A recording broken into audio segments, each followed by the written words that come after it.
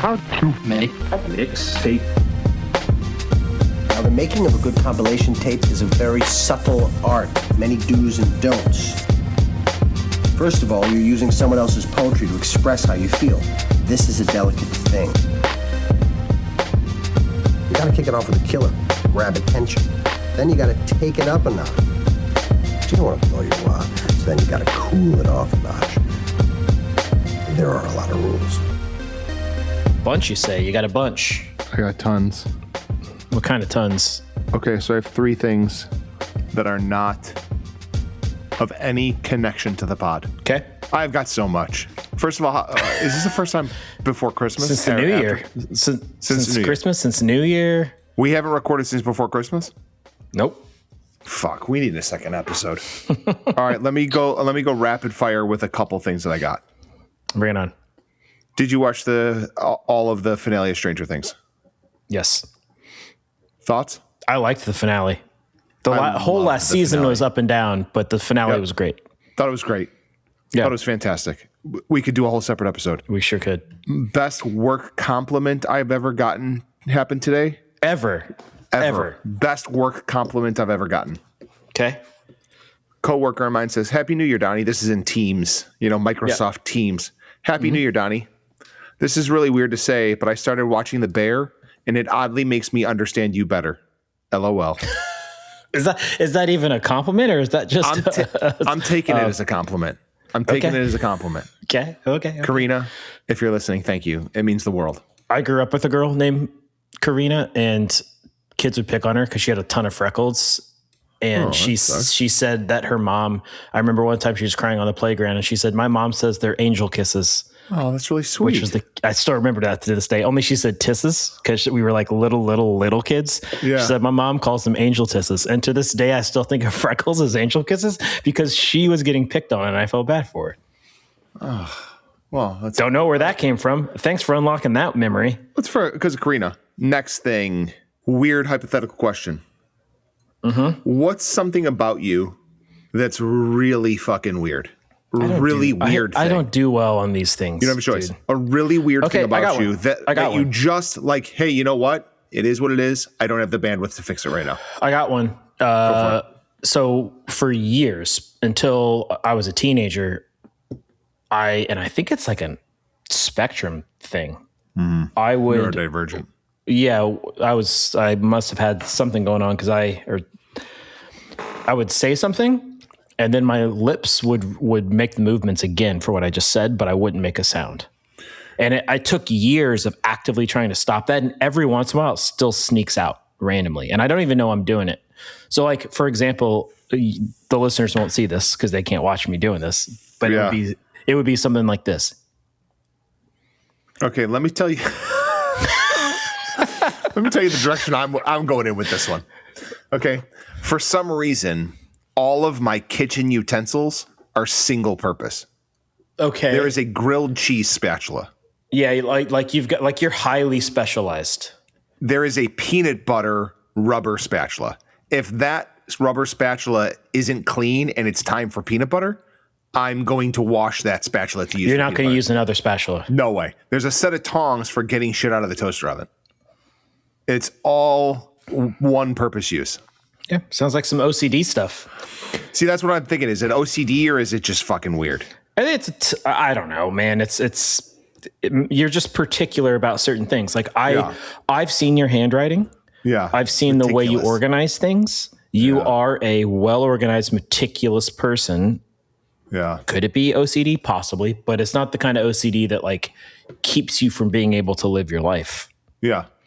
So, all right, let's put some big people on blast now.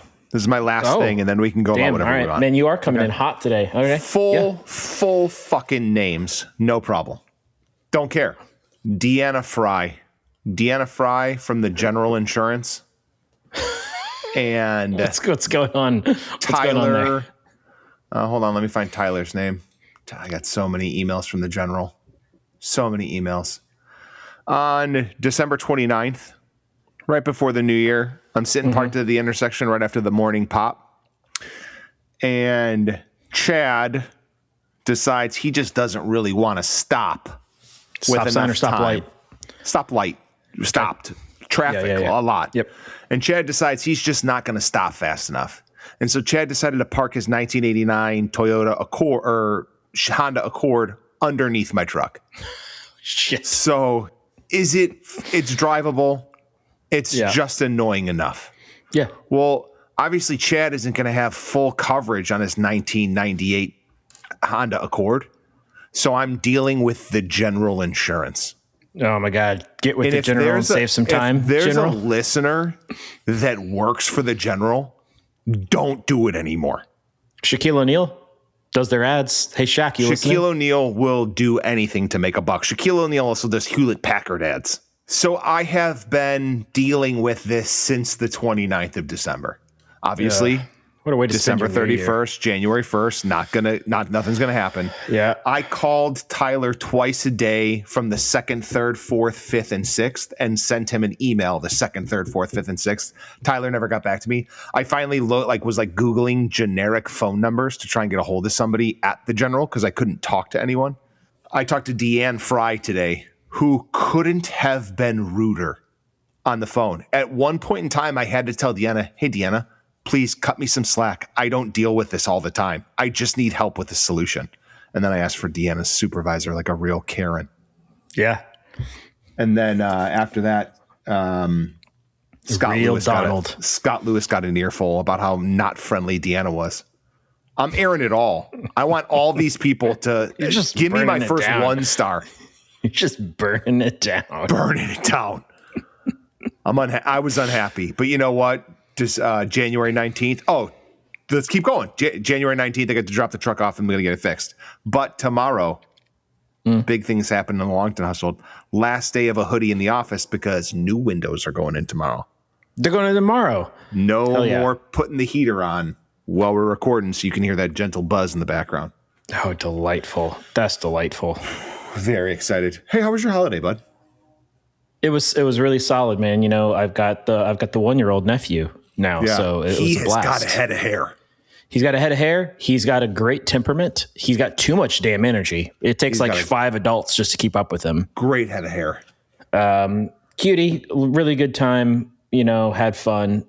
I will say on New Year's, we talked about New Year's. We're not really New Year's people, either of us.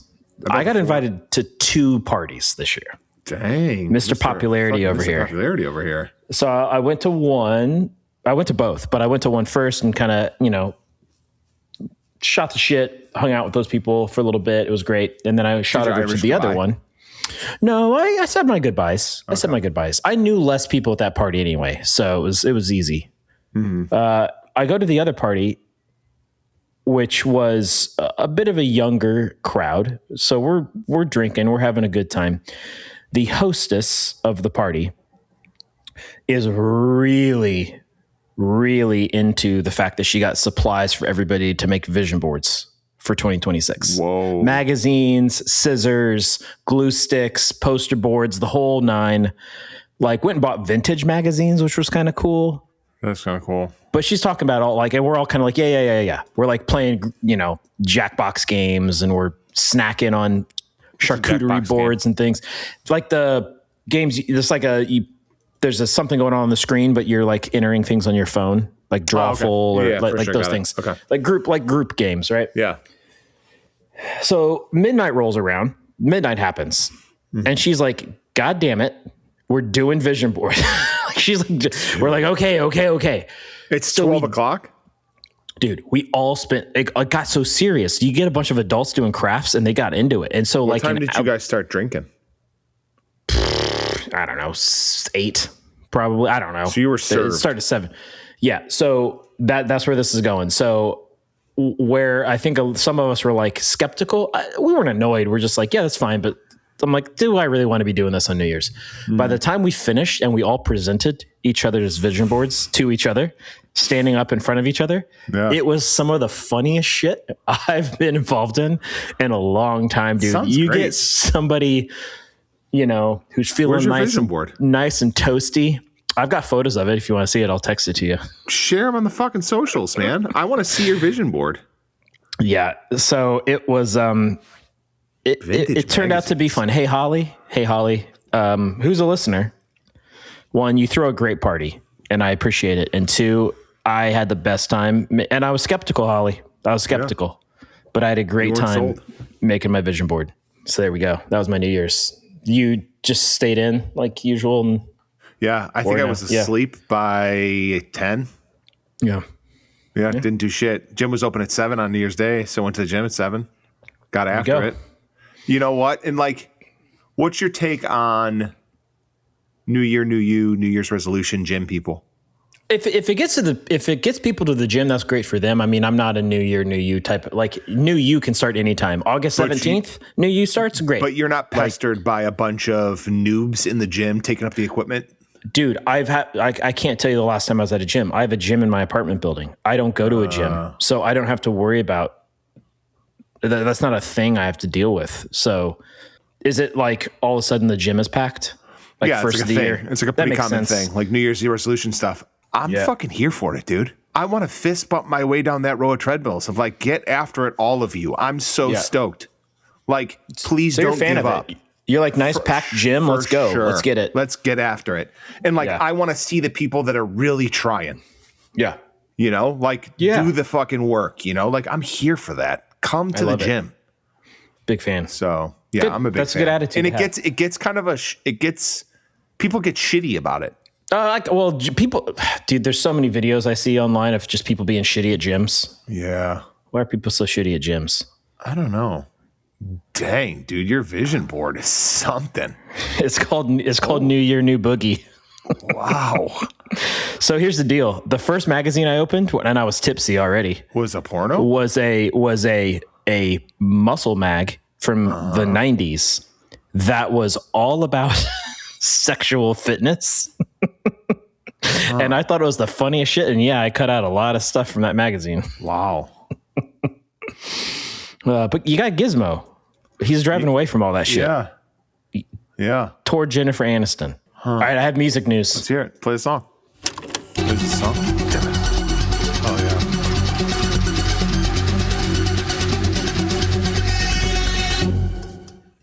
yeah. All right, 2026. Music news. Already. Fresh out the gate. How do you feel about Nardwar? He's having a second insurgence. Resurgence. Yeah, for sure. Whatever. You know what I meant. Yeah, he's having a big resurgence right now. Yeah, he is. He just was awarded the Order of Canada, which is like whatever the huge deal. Like it's a huge deal. So like, honor. Yeah, so like in England, it's like you're knighted, but then there's a level right below knighted. The same thing in like Canada is you basically get like almost like knighted, and then there's a level below, which is still a huge deal, and he's that level below the Order of Canada. So it's like one of the highest. It's like the second highest thing you can get as a civilian for contributions to like culture and society and stuff. How do you think he does it? Oh man, that's a great. I've never really. I mean, I've thought about it like a little bit. I've never really given it much thought. I think he's a meticulous researcher. I think he explores lanes that other people don't, and I think it's a super comfortable. I think it's a team now, but there's no way it was a team when he started, though. Yeah, like the whole thing, it was super low budget, and that was what he became known for. Yeah, I think I give him props because of the balls it takes to like bring that stuff up to people, and they're going to be uncomfortable. Like I feel like I'd be too uncomfortable to do that in front of people. They're always well, I mean, he's done a good enough job of what to expect. Yeah, right? Like, and it's not calling people out for negative shit either. It's always like a positive thing. It's always a very positive guy. Yeah, totally. I'm here for it. I'm happy for his resurgence. So I don't know if you saw this at all, but he came up as an honorable mention for Songs of the Year. SD Kid, the rapper, he just basically Chainsmokers did a remix of one of his songs and put it out without his permission, and he just put them on blast. Wait, what did you just switch topics and not say anything? Are you saying Nardwar came out with a song? No. New news, different news. SD Kid. Okay, so rapper. SD Kid released a song, and then the Chainsmokers did a remix. Yep, and he came after him and was like, take that shit down. I did not give you permission, which made me wonder, do they always have to get permission for a remix? Because it's not a cover, it's a remix. It feels like you should get permission, right? Or what's the difference between a remix and a cover? I guess, depending on what kind of music you make. I don't know. I don't know how I feel about it. I'm not a Chainsmokers fan, so I could care Profound. less. But Is anybody? Apparently. Huh. How many monthly streams do you think they get? Chainsmokers, I don't even have Spotify up yet. Chainsmokers monthly listens. Chainsmokers sit at 9.2 monthly listens. 9.2 million. That's my guess. Basically 48 million. Shut the fuck up. Are they just listening to the Dirty Mattress song? No, they have Mattress that you left in Boulder? All their top 5 songs all have over 1 billion plays. What are they doing? Don't know. I'm not going to listen to them. I don't know if I'd know them or not. I don't know. They're a worse version of 303. What a reference. Yeah. 303. Yeah. I feel like they pretty much knocked it out of the park with it too. You did. Did you see the Billy Joel news? Oh, that he popped up in that bar? The cover show? No. No, I heard like there was a show, there was a band that was playing and they were just playing Billy Joel songs and he was like a cover. there. It was a Billy Joel cover band called Turnstiles. Yes. Okay. Turnstiles with an S. Yeah. And he popped out and did 2 songs. But the reason it's big news, one, that's just kind of cool to do that. Really 2, cool. It's his first live performance since he had that like diagnosis and had to stop playing. So he's got like some kind of brain condition that messes with his physical state, physical and mental state. And so, but yeah, he played We Didn't Start the Fire and something else, which is, that's a hard one. He went that's like hard with it, right? Yeah. Like went right into one of his hardest songs. So I don't know how much more music news you have, but that's a great. Why didn't you save that one last for the great segue into the theme? Because the next one's a better segue into the theme. All right, cool. I'm ready. Here's the news, which is relevant to today's theme. So we're just going to tease it. But the news is this is a 2-parter. The main piece of news is as of December 31st, MTV no longer is playing music videos anywhere in the world. As of 12/31. As of 12/31. Yeah. As of the end of 2025. Were they still? Apparently they were every once in a while. And apparently in some countries they had full on music video shows still. Okay. No more. They TRL. are just MTV is no longer playing music videos in any capacity anywhere in the world. Just done. Yeah. Pretty much immediately. So this guys must have been working on this for a while.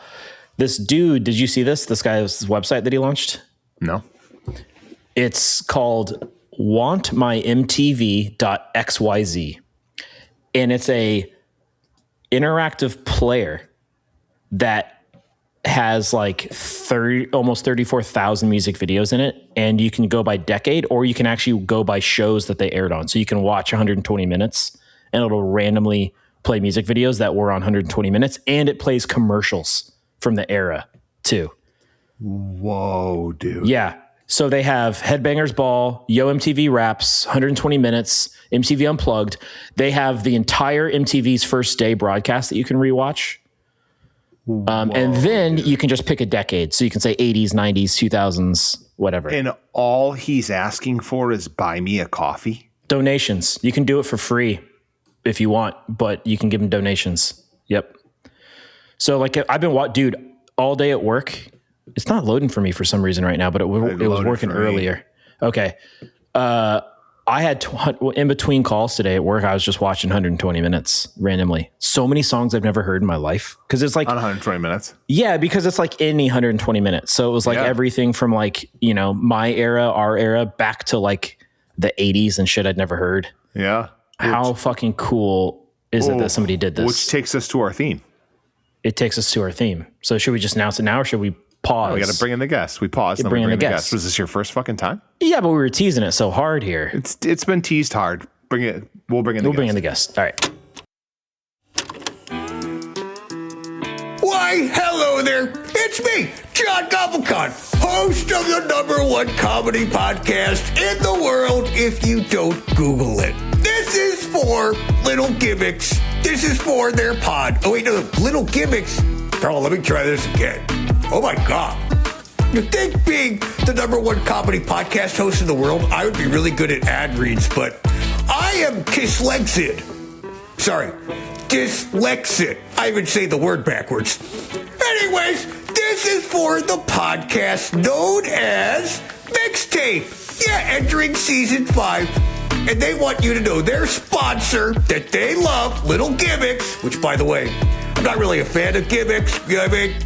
Bands that dress it up and wear masks and stuff seems a little cheap. But hey, this is a sticker company, and they're awesome. So make sure to check out Little Gimmicks right now. Bye, fellow podcasters. Mention how to make a mixtape podcast to receive 10% off your sticker order. To order, email Doug@littlegimmicks.com or visit @little.gimmicks on Instagram. Little Gimmicks, B+ stickers that hold up to piss.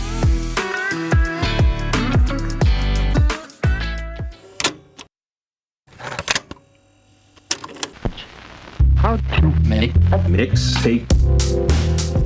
You said that we need to do a better job of saying the name of the podcast when we talk about it. And then I come in just firing on all cylinders and we miss the chance to say it. Every time. So thanks for listening to How to Make a Mixtape with your lovely hosts, Roderick, and less lovely host, Don. So official. I love it. So official. And Roderick already teased the theme, but Crapsta, if you'll tell us what the theme is. The theme is memorable music videos. Welcome our special guest, Dr. PCF herself, second-time guest. A very popular episode from season 2. Was it season 2? Season 1 or 2. It was. Man, it doesn't seem that long ago. You were a popular guest. Our seasons are short. You were a very popular have. guest. Very popular guest. I was going to say also your other guests are not very widely known then. Like you are? You're not fucking widely known. That was a joke. I get it. Okay. Got it. That landed so well. This was incredibly difficult. So hard. When you said this, I was like, oh yeah, I got this. I don't got this. Let me be clear. I don't got this. And the whole thing that prompted this, Rod and I were talking about it for a second, is that MTV is officially done showing music videos. The channel itself isn't done, but there was all sorts of like controversy or confusion around what they were launching. Yeah. Well, and what they were like changing. Back and forth on. Yeah, I agree with you. And it sounds like they just, MTV, and like one of the things I can talk about because I used to like teach about MTV in class is that they used to make a lot of their money because of their kind of short format, right? Where they would like, show videos. And then as people started sort of changing their viewing habits and stuff, they wanted to produce more long form content because that's more interesting to advertisers. They did that. And the short form music video content ended up being way less profitable for them than producing 1 million seasons of the Real World Road Rules Challenge. So why, now, even if they put the music videos into a format of like TRL or 120 minutes or Hairbangers Ball, like that format didn't work even with advertisement breaks? No, because you only watch for a little bit of time, right? Like, so in the old music video format, you'd watch your favorite video and then you turn it off. So it gave you can think of it like every 3 or 4 minutes, you have an opportunity to turn it off. But with the longer form content like TRL, it gave you this chance to kind of keep viewers longer, which at the time was what, people loved in the advertising world. I do remember watching MTV almost like it was a radio station at times. If there was something I didn't want to watch, I would flip channels and see if there was something else on and then go back to it. I did do that. So I guess guilty as charged. See, I don't remember that experience. Craps, I remember literally it's on all the time. This was the only thing that was on the television most of the time. And then maybe there was the instance where you switched to VH1 and then Unbreak My Heart by Tony Braxton came on and you went back to MTV. Yeah. Right. Totally. I didn't always do that. It was my morning thing. Like getting ready for school in the morning, MTV was on, just playing music videos. I'll be honest. I think that fucking MTV was where I heard about 9/11. Like, I remember sitting at mom's fucking table 100%. And Kurt Loder breaking in. Yeah, that's absolutely right. And that actually was related to sort of how I would talk about MTV in class. So one of the super interesting, I don't know if super interesting is the right word, but interesting to teach students about as it relates to MTV and 9/11 was MTV made a documentary that is, I double checked, it is now still, the whole documentary is like an hour long, so it's not super long, but fully available on YouTube. And it's called MTV After 9/11, Pop Life Goes On. And my students, I would have them watch it as we would sort of talk about the coverage of 9/11 and kind of compare it to some of the other memorial coverage that we saw. What's so interesting about it is the idea that MTV wanted people to get back to the like frivolity that was music videos super fast, right? Because they're not making any money if everybody's all bummed out. And so this like switch back to kind of the consumption that you think about, and I'm going to talk about this in some of my picks, but the kind of big music video kind of consumption concept comes back around, you know, after 9/11 really hard. And I think that that is indicative of the idea that MTV at its core makes money selling ads, right? And so they need you to be happy so that you can buy more Diet Coke. Sorry, Don. Sure.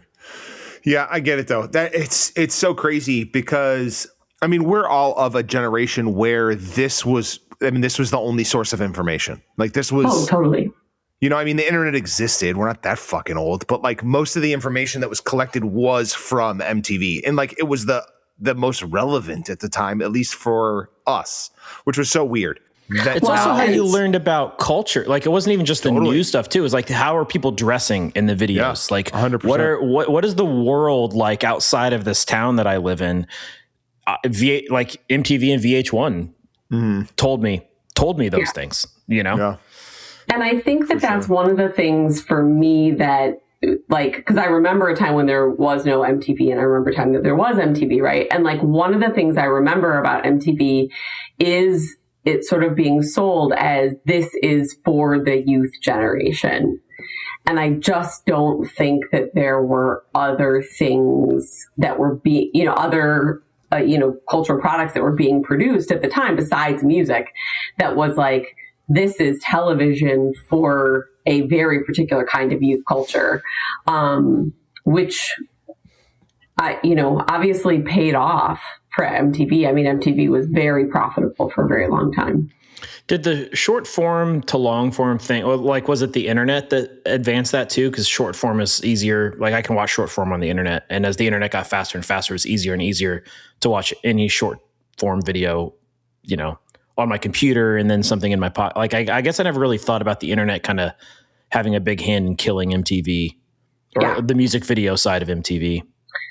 Well, and it's interesting, right? Because there's like ebbs and flows of it from the beginning. And I'm sure that we'll get into this when we get into our picks, right? That there are some ebbs and flows of, when you see artists spending a lot of money to make a video, right? Like, so, and that like, that's part of the deal of creating an album is that you have to create this memorable video. And then there's like this little lull, when you think about, as MTV moved to more long form content, things like pop-up video started to be created on VH1, right?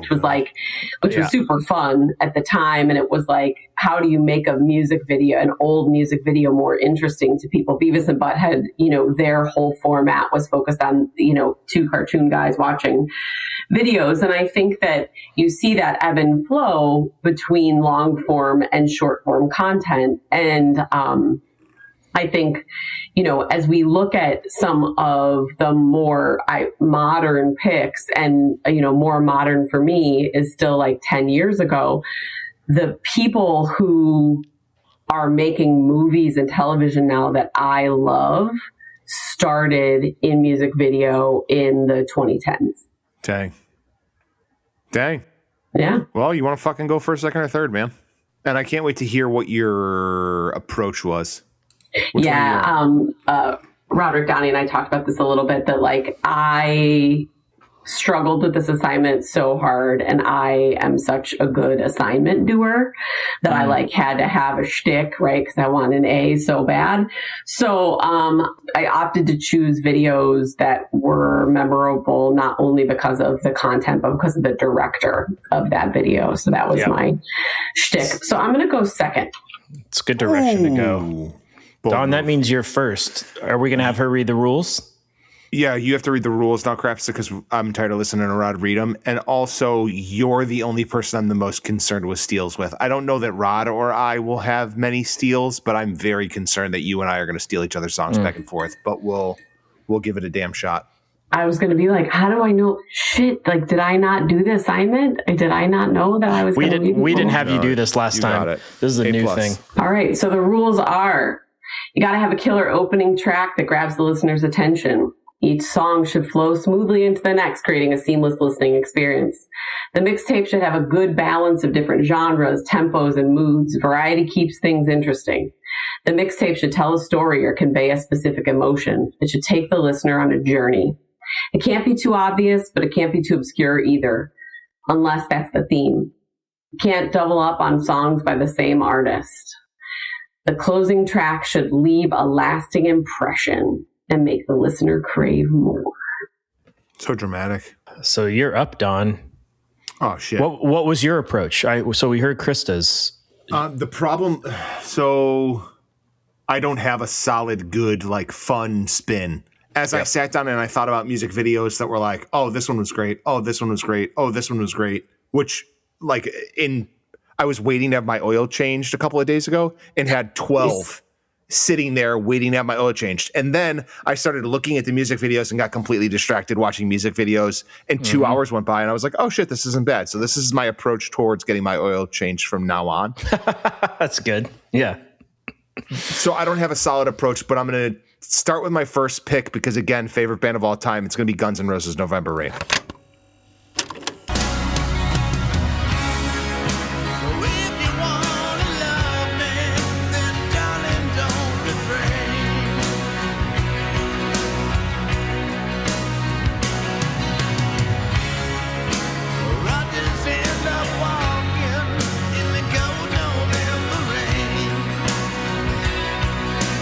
I knew you were going to pick it. I just knew it had to be. It had to be. I have to be honest, I just didn't pick it because I expected you to.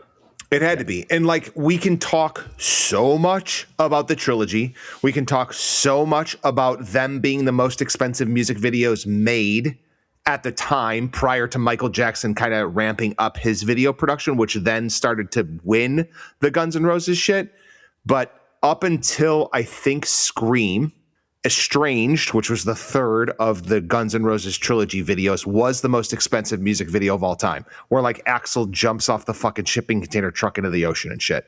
But November Rain, every single person that grew up in music video generation can tell you the memories that they have seen or moments of that music video right now. So the Slash solo in front of the church is what pops in my mind. Like I wasn't a Guns N' Roses fan, but I know the video. Yeah. Like right, yeah, like he is the Britney predecessor for the snake. God, he's so fucking cool. He is. Wait, he had the snake. He had the snake in the video for Lies. That wasn't in. Oh, okay. Yeah, get your shit together. So sorry. But like the guy jumping through the cake. I stand corrected. Nobody understood why she was split in half in the coffin. Right? There's every piece of lore that really overly passionate kiss in the fucking church. Right? Slash loses the ring. Do you know how many weddings I've stood up in where I've pretended like I didn't know where the ring was and then handed it to the groom with it on my pinky? At least 2. So like it is one of the most memorable, iconic music videos of all time. And there was a stint in this world of videos where this video trilogy approach, which I'm not going to say anything about anybody else, but like this video story of multiple videos, like Don't Cry, the first one of the 3 has fucking Shannon Hoon in it, singing on top of a skyscraper. Which is so cool. They were best buds. So it's cool. Just, I mean, I could go on and on and on about my love for Guns N' Roses, my love for November Rain, but yeah. So I will say, oh, go ahead, Patrick.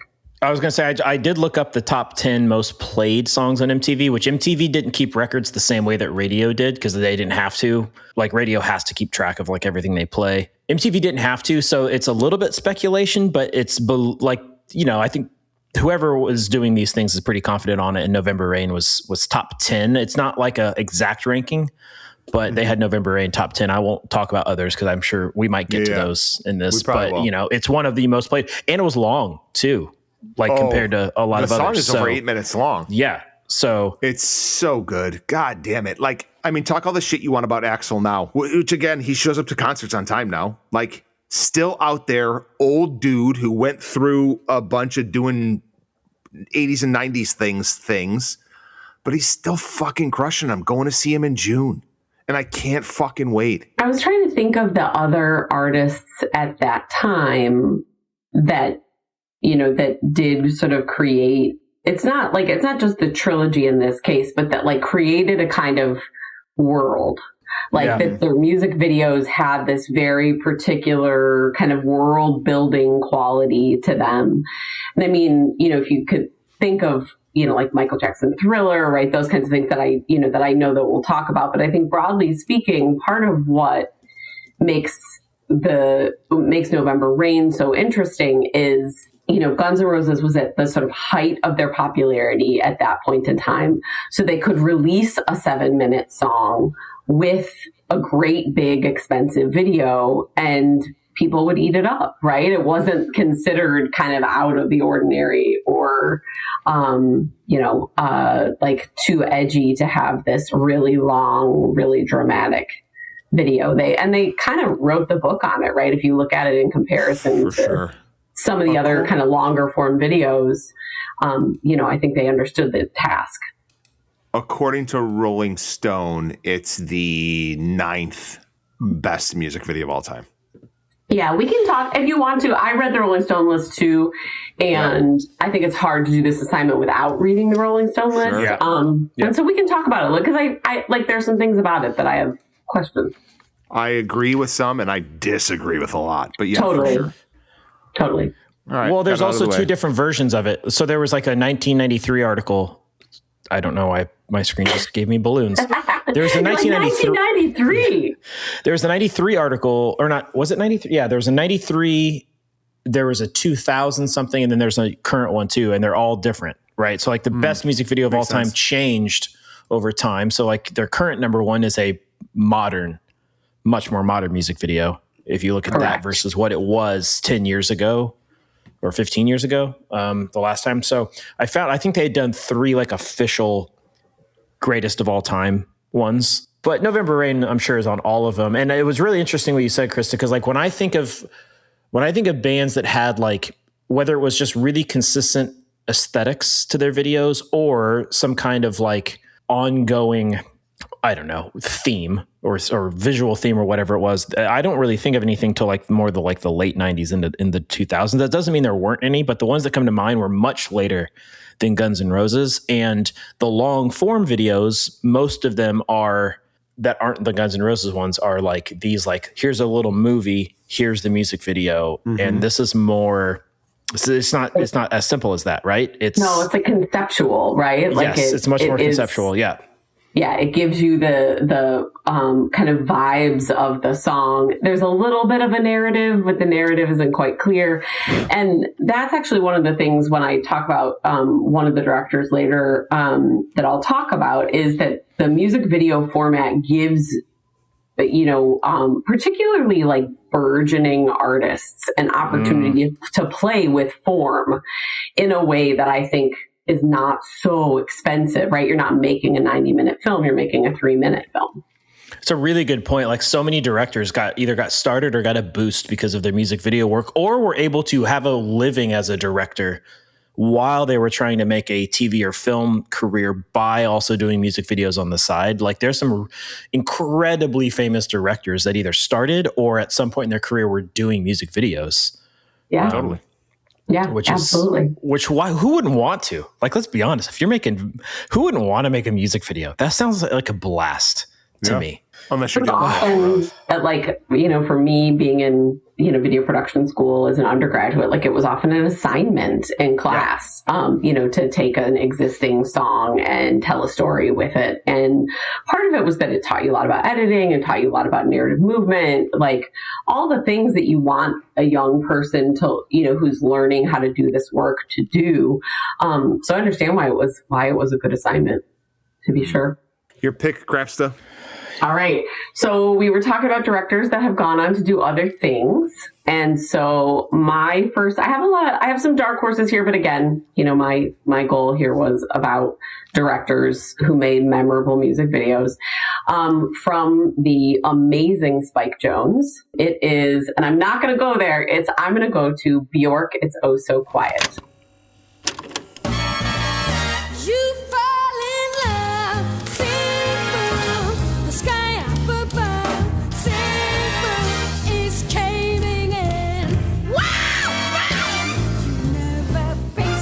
About a guy you wanna love, you wanna cry, you cross your heart and hope to die till it's over. And so I'm choosing Bjork, It's Oh So Quiet instead of the Spike Jonze video that everyone else would choose. In part you can probably say it. You can because we can't pick it now. Well, we could different artists, but that's what I mean. Like I want to let you choose if someone else has chosen it. I part of what I liked about choosing It's Oh So Quiet is that I think it was super memorable, right? So it came out in 1995. And if you don't know the Bjork song, it is a cover. And it is a cover that is this mix of like big band, with Bjork's kind of weird Icelandic quiet voice and then great big voice.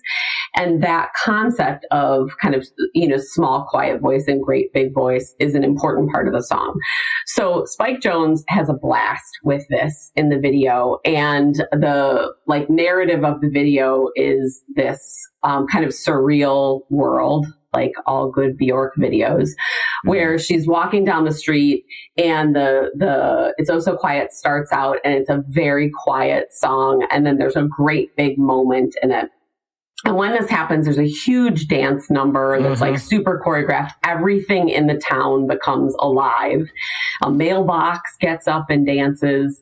And part of what I think for me, the reason why I chose this is I have this memory that I thought I would share with you guys from college that is really interesting. So I was, at Ball State in the 90s, and I was taking this class about film genres. And this professor is talking about the idea that musicals used to be really popular. And then in the 90s, musicals hit an all-time low. No one is making musicals. And the professor is super interested in the idea of the ending credits in It's Something About Mary, because there's the musical number of them singing. And I remember pretty clearly bringing up this video in class and being like, what makes this video fun and interesting and different is that it is this kind of throwback to musicals, which is not something that at the time was very popular. And then, of course, musicals make a huge resurgence, right? See Rent and then others that come after it. So anyway, Spike Jonze, amazing director. I did make a note that it won 6 VMAs, including Best Female Video, Art Direction, Breakthrough Video, and Direction in Video. It was nominated for a Grammy for Best Music Video, and it lost to Michael Jackson's Scream. Dang. I have to cross Human Behavior off my list. You had Human Behavior on there? I did, cool. Yeah. So there was a weird. Am I imagining this, or is there a weird Bjork thing going on right now? Did something just happen? Well, she's in the news because she's talking about the U.S. possibly invading Greenland and how that's bullshit. And got it. Okay, yeah. So Bjork is popping up, and because of Bjork popping up in my algorithm, it sent me this video of Bjork opening her television and talking about the city that lives inside her TV. Oh, I know that one. That's good. It's a good one. I can't imagine living a life this disconnected from reality. I'm not saying that she is, but I'm saying the perception of my thing of Bjork is you live on a different fucking planet. Yeah. Last night, I sent Dawn a video of this woman doing a Bjork impression talking about her mom during the holidays, which I loved. It's her recording her mom saying that her mom's hair looks like it's inflatable, but she's doing it in a Bjork voice, and it's all weird stuff like that. It's fantastic. Bjork's everywhere right now, and it's interesting. I do want to say about this video 2 things. and this will transition into my pick anyway, kind of. But one is that what's so interesting about this video, and I think Spike Jonze is so smart and maybe doesn't get enough credit for how smart he is. He's always drawing these influences from like these mainstream things and putting them in different contexts. Like the video that we're not going to name because maybe somebody will pick it is like a play on a whole genre of TV show, right? And like this is like there's all these music videos that are in this tradition of man on the street video, right? Like Eagle, I can say that. I doubt anybody's going to pick Eagle Eye Cherry, like that Massive Attack Unfinished Symphony song, like these incredible music videos. But and then he's merging it with this like production though of like this musical and this dance number and stuff. But they're still like it's still just following Bjork around the whole time. Like through the shop, down the street. Shot. Yep, so much fun. So cool. And then he's come up a lot lately because we talked about him on the skate video episode because he was like, you know, he got to start doing skate videos and then turn those into something bigger than what they had been in the past. And then it was obviously natural transition to music videos from there. Just such a fun, awesome director. Like, right. And I think when I think about the 90s and like the aesthetic of the 90s and early 2000s, like Spike understood how to create that aesthetic in these little tiny 3 and 4 minute films, right? Like you get, again, this whole world building that comes out of these little tiny movies that you get to make with music. So it's super fun. And if you've not watched this in a long time, you should watch it. It's worth a watch. I agree. All right, Roderick, you said you had a segue. Well, it's not into my pick, but it was into my methodology. It was into my methodology. So I text you about this, Don. Like we were talking about directors. We were like, because our heads went there too. Like I have some favorite music video directors. I considered doing something similar, Krista. And at the end of the day, I just gave in to nostalgia on this one. And so, and I think I'm lucky because I got to watch MTV in basically 4 different decades. So my nostalgia didn't take me all to the same place. Because that would have I wouldn't have done that, right? I'm not only going to pick 90s videos, but I just went with like the ones that stick out in my head as like big to me, and they were big to the culture as well, like the zeitgeist. So I'm going to start with, we've only had this band on the pod once, so I don't feel guilty, even though it's right down the middle. But it Smells Like Teen Spirit from Nirvana.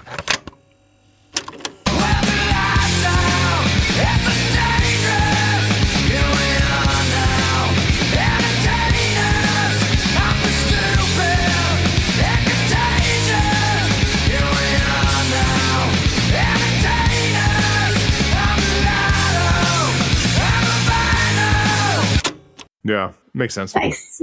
It just, there's so much about this video that's interesting. You could argue that they wouldn't have blown up the way they did without the video. Like I know K-Rock started playing them and they got radio play, but the video is what told everybody across the country and the world who they were, what the subculture in Seattle looked like not just how they were dressed, but like the audience and the moshing and the yellow filter that's on the whole damn thing and the and the striped socks and the like greasy hair and all of the things. It communicated so much. The anti-cheerleaders, it communicated so much. It's a pretty low budget video.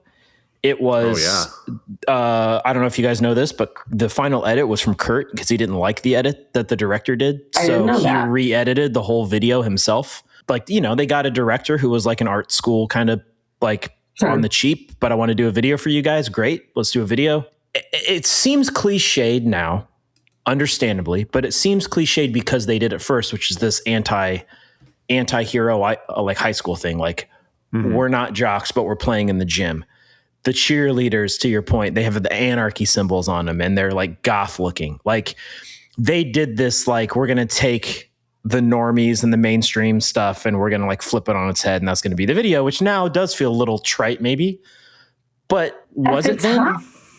I mean, I remember very clearly, you know, Donnie, to your point, like being in the living room in our old house and seeing that video for the first time. I can tell you exactly where it was when I saw that video for the first time. And we're going to, I'm sure, talk about a couple of other videos that are stop you in your tracks videos, right? Ones that are like, you're doing something else, like, you know, Roderick, you're getting ready for school and you just stop, right?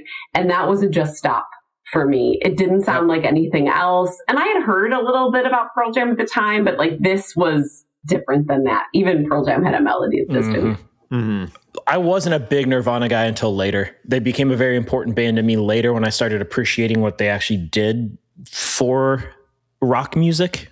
But at the time, I was a little young for it. I was probably like literally 1 or 2 years too young for it at that time, which 1 or 2 years is a big age gap for that understanding your musical taste. But I do remember the video, and I did same thing. Like, it was so different from everything. It was kind of jaw dropping to watch this video. Like, it was so alien in almost every way. And it just, and still to this day, like, that song is so ubiquitous now, and you've heard it so many times, but if that video is ever on something, I can't help but watch it. It's still fantastic. Yeah, of course. It's still fantastic. So it's a great pretty call. Down the middle, but whatever. Like, I guess it's memorable as shit. So, and that's the point. Yeah, it launched so many other, it probably launched a lot of music videos, but like musically, it just launched such a sea change in rock music, in popular music. And I think that the music video played a big part in that. So agreed. Great job, Rod. Thank you. Don, back to you. All right. Hold on. Still researching. Yeah, I actually couldn't find the director of, if I Googled video director, it'll probably come up, but like, it's not on the Wikipedia and stuff. Which, again, to your point, Roderick, is illustrative of why Kurt was interested in making a second pass, it sounds like. Yeah. So he wanted to make a Rock and Roll High School kind of music video. So it was like the Ramones Rock and Roll High School, but like for grunge kids. So I guess he kind of accomplished that a little bit. Yeah. So Samuel Bayer. Yeah. Let's give him his due, All right. I for some reason, maybe before this video, I thought videos were silly, but then after this video, I thought videos were like, oh, videos can be serious and can talk about something and can be a real thing. And that's Right Now by Van Halen.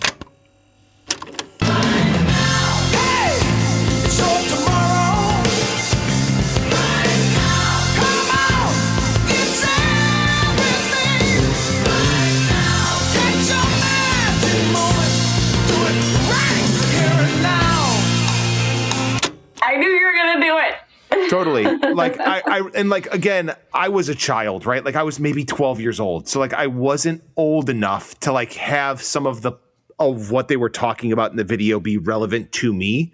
But I remember watching this, and like, there's a couple of things that stuck out in that video of making me feel a way of like, oh, this feels fucking weird. Like, it feels weird that this is what they're talking about in a kick-ass song. I mean, it is Van Hagar, but still, it's a great fucking song. But like, right now, God is killing dogs and moms because he has to. Like, I remember there being so much weird and like reading these things that are coming across the screen, in addition to like the history of like, I remember silly videos prior to this, and fun and lighthearted videos. And I don't know if any of us are going to talk about fucking Dexy's Midnight Runner, but like, that was the videos that I remember, like, and then Right Now came out, and I was like, holy shit, man. Like, that was the first video that made me think about like, and again, maybe like, I'm an adolescent turning into a preteen, where I guess I'm having a little bit more of a like social awareness. Yeah, for sure. And I remember this video being the thing that did it for me. And then like, you can't miss like the funny spoofs, right? The Crystal Gravy and like, the Crystal Pepsi and all the funny shit that came from this. I just remember this video just being nuts for what it was at the time. But and it's a concept that is really a Bob Dylan concept, right? Like the card, the card saying thing, right? Like, so it's sort of a version of this very old concept, sharing words, sharing concepts, while there's music happening around you. And I think, to your point, Don, it does like speak to the power of the music video as a subgenre of film, right? That there are a set of, this is like a very academic term, but like a set of symbols and structures that you can expect to see in music videos, right?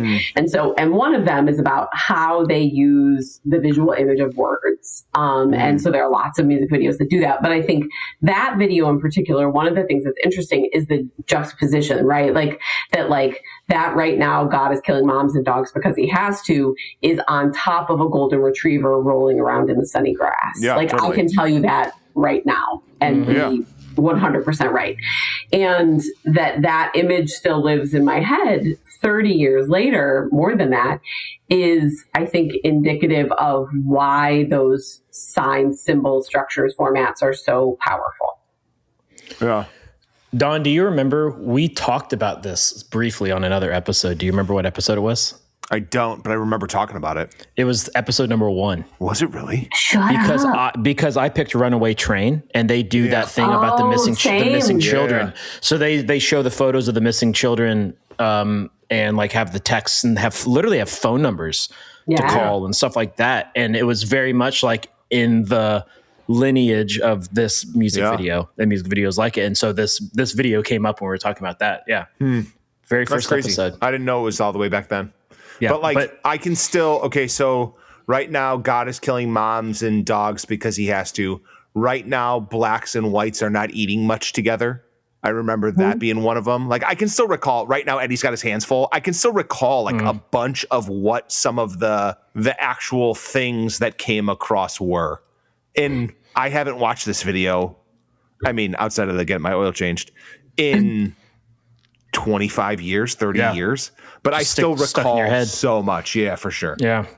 And I think one of the other things that this video does too particularly well, like, you know, as somebody like who is a Van Halen fan, is that it, you know, Van Halen has this way of like playing with the norms of metal that other bands, I think, don't do as well.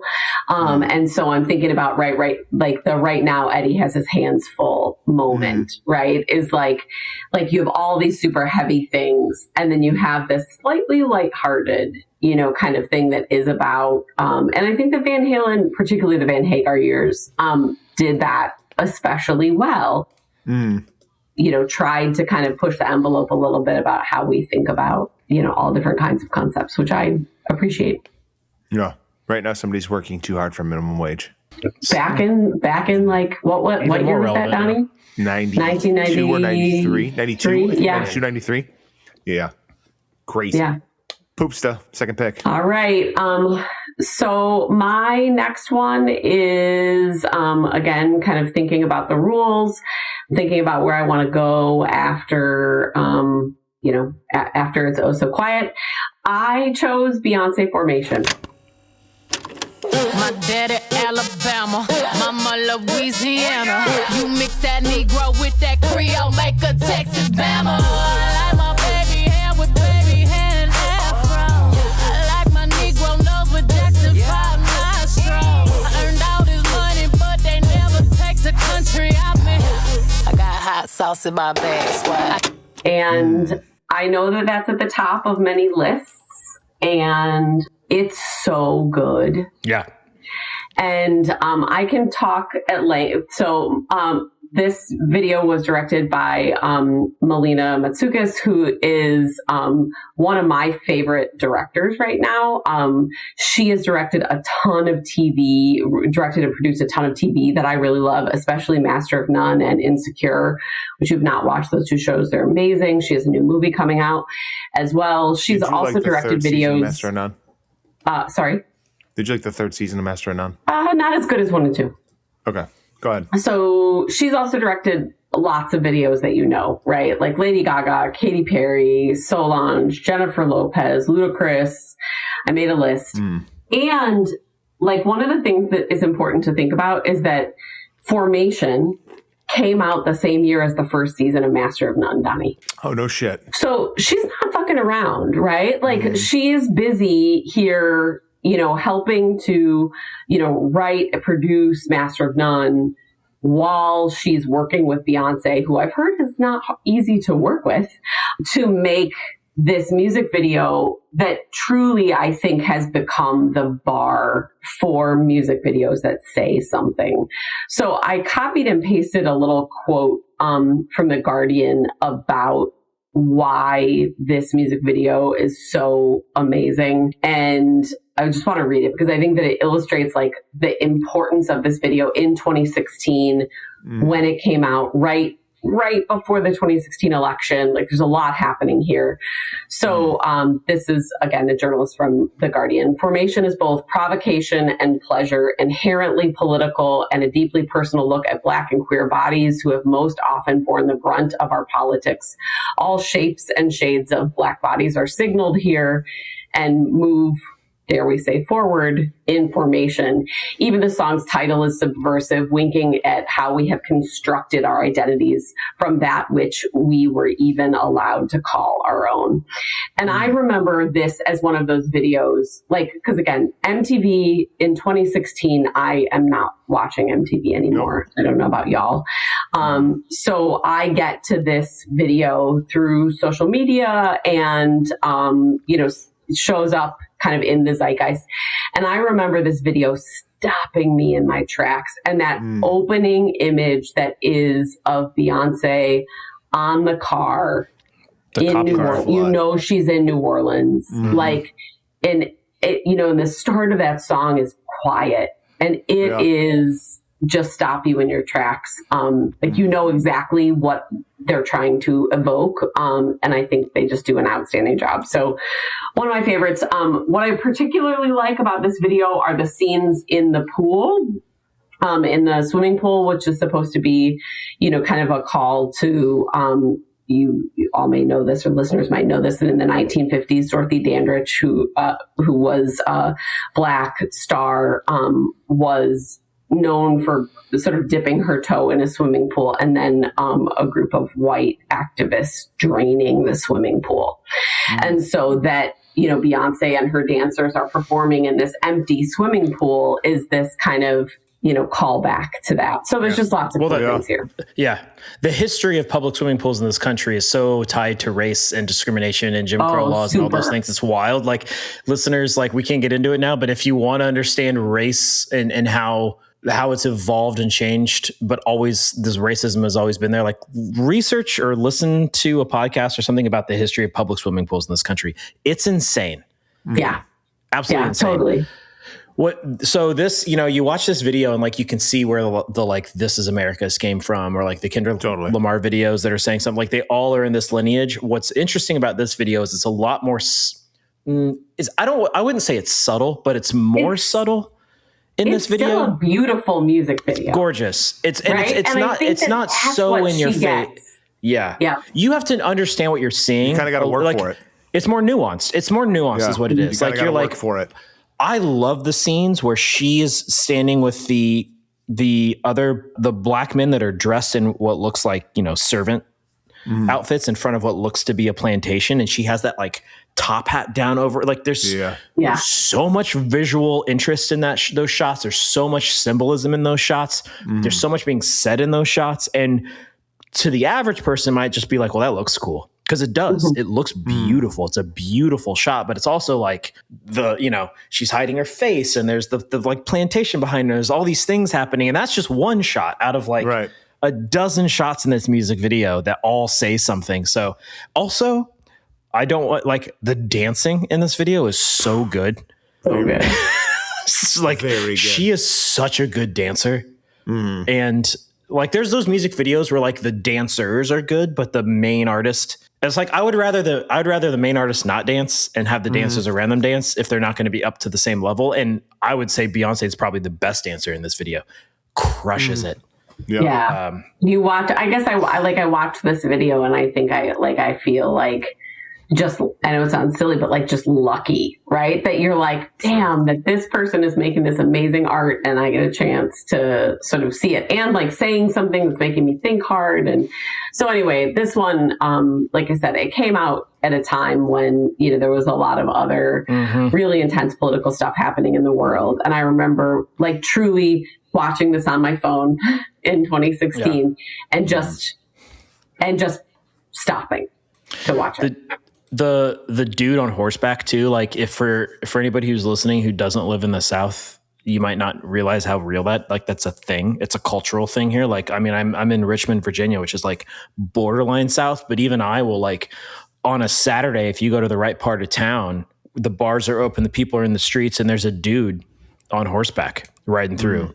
Like, and I'm not talking like a country, not like a dude in cowboy boots and what, like, no, like he could just as easily be like driving through in like his like lowered car that he spent so much time and money on. He's rolling through on horseback. It's like, there's so many little cultural touch points here. And especially as a white guy, there's probably stuff, I'm sure there's a ton of stuff I don't understand or have the context for, but that's why these videos are so awesome and important. Is like, you can, if you're really watching it, you can either tell what's being said, or you can tell something is being said that makes you say, what is being said here? What are they communicating here?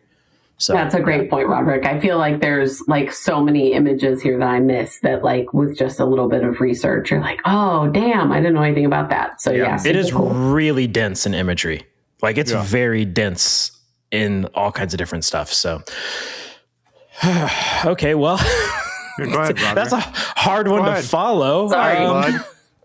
Jeez. All right. Well, this one already got mentioned in passing. But it was a big music video in my life personally, and it was just a big music video in the history of music videos, which is Michael Jackson's Thriller.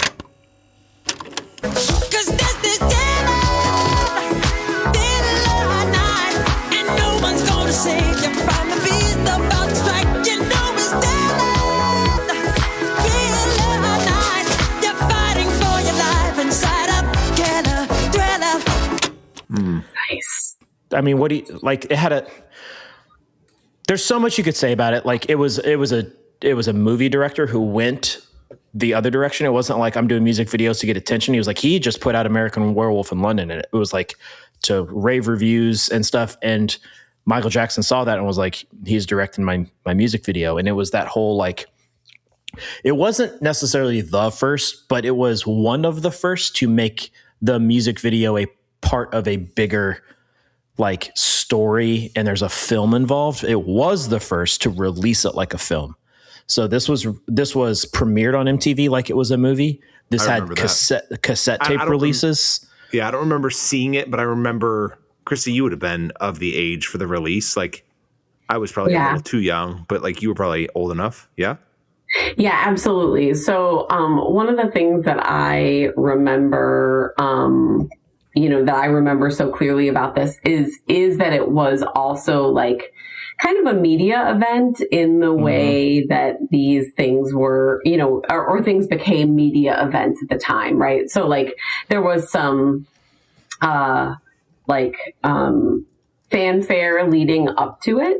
And then when it was released, like, I think that somebody can correct me, Roderick, maybe you looked it up. Did they show it on broadcast television? Like, in addition? They did. So here's the breakdown. And this is wild because the dollar, the economics of this video are actually super interesting. So they got a budget of $900,000 for this video. The estimates of how much it actually costs is anywhere from $500,000 to $900,000. Like, John Landis, who was the director, said they didn't spend their whole budget, but I don't know. Why wouldn't you spend the whole budget? But which was like 10 to 500 grand would have been 10 times the average music video is what this is saying. And that's half of what their budget was.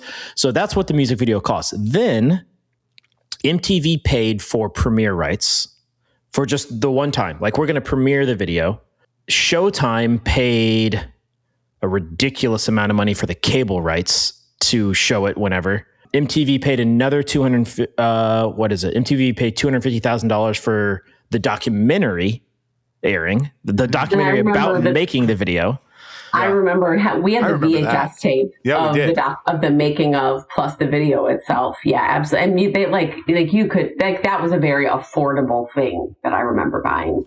Yeah. And then this company called Vestron paid $500,000 just to have the rights to release the VHS of this. So like, they made their money back just on the rights, the airing and distribution rights, let alone the actual sale, the cassettes and stuff like that. I mean, this says MTV had the rights, the main rights to air it. And that wouldn't have been network TV. So maybe it wasn't. Maybe it was just on MTV. I mean, I swear it did. I swear there was like an ABC premiere or something like that. I think I even remember that. We'll see if we can find it. I mean, I feel like there was so much fanfare about this concept at the time. And, he understood how to he and his team understood how to sell a concept to the American public, in such a way that, I went back and looked at who the choreographer was for this, Michael Peters, who also choreographed Beat It, and then went on to choreograph What's Love Got to Do with It. Really well-known dancer, creating, again, this world building that, and then getting somebody like Vincent Price to do the voiceover. Yeah. I mean, it just really... nothing understands the assignment better than Thriller does. Two things. Music video, including the theatrics, 14 minutes long, 13 plus minutes long. Not on the list of the top 100 music videos of all time, according to Rolling Stone, from the 2021 version. Yeah, it was in the old versions. It's not on the new versions. I think that seems like an over. I'm sorry. I feel like that should still live there. That's Billie something Jean's I disagree number 10. with. And now we can't have another.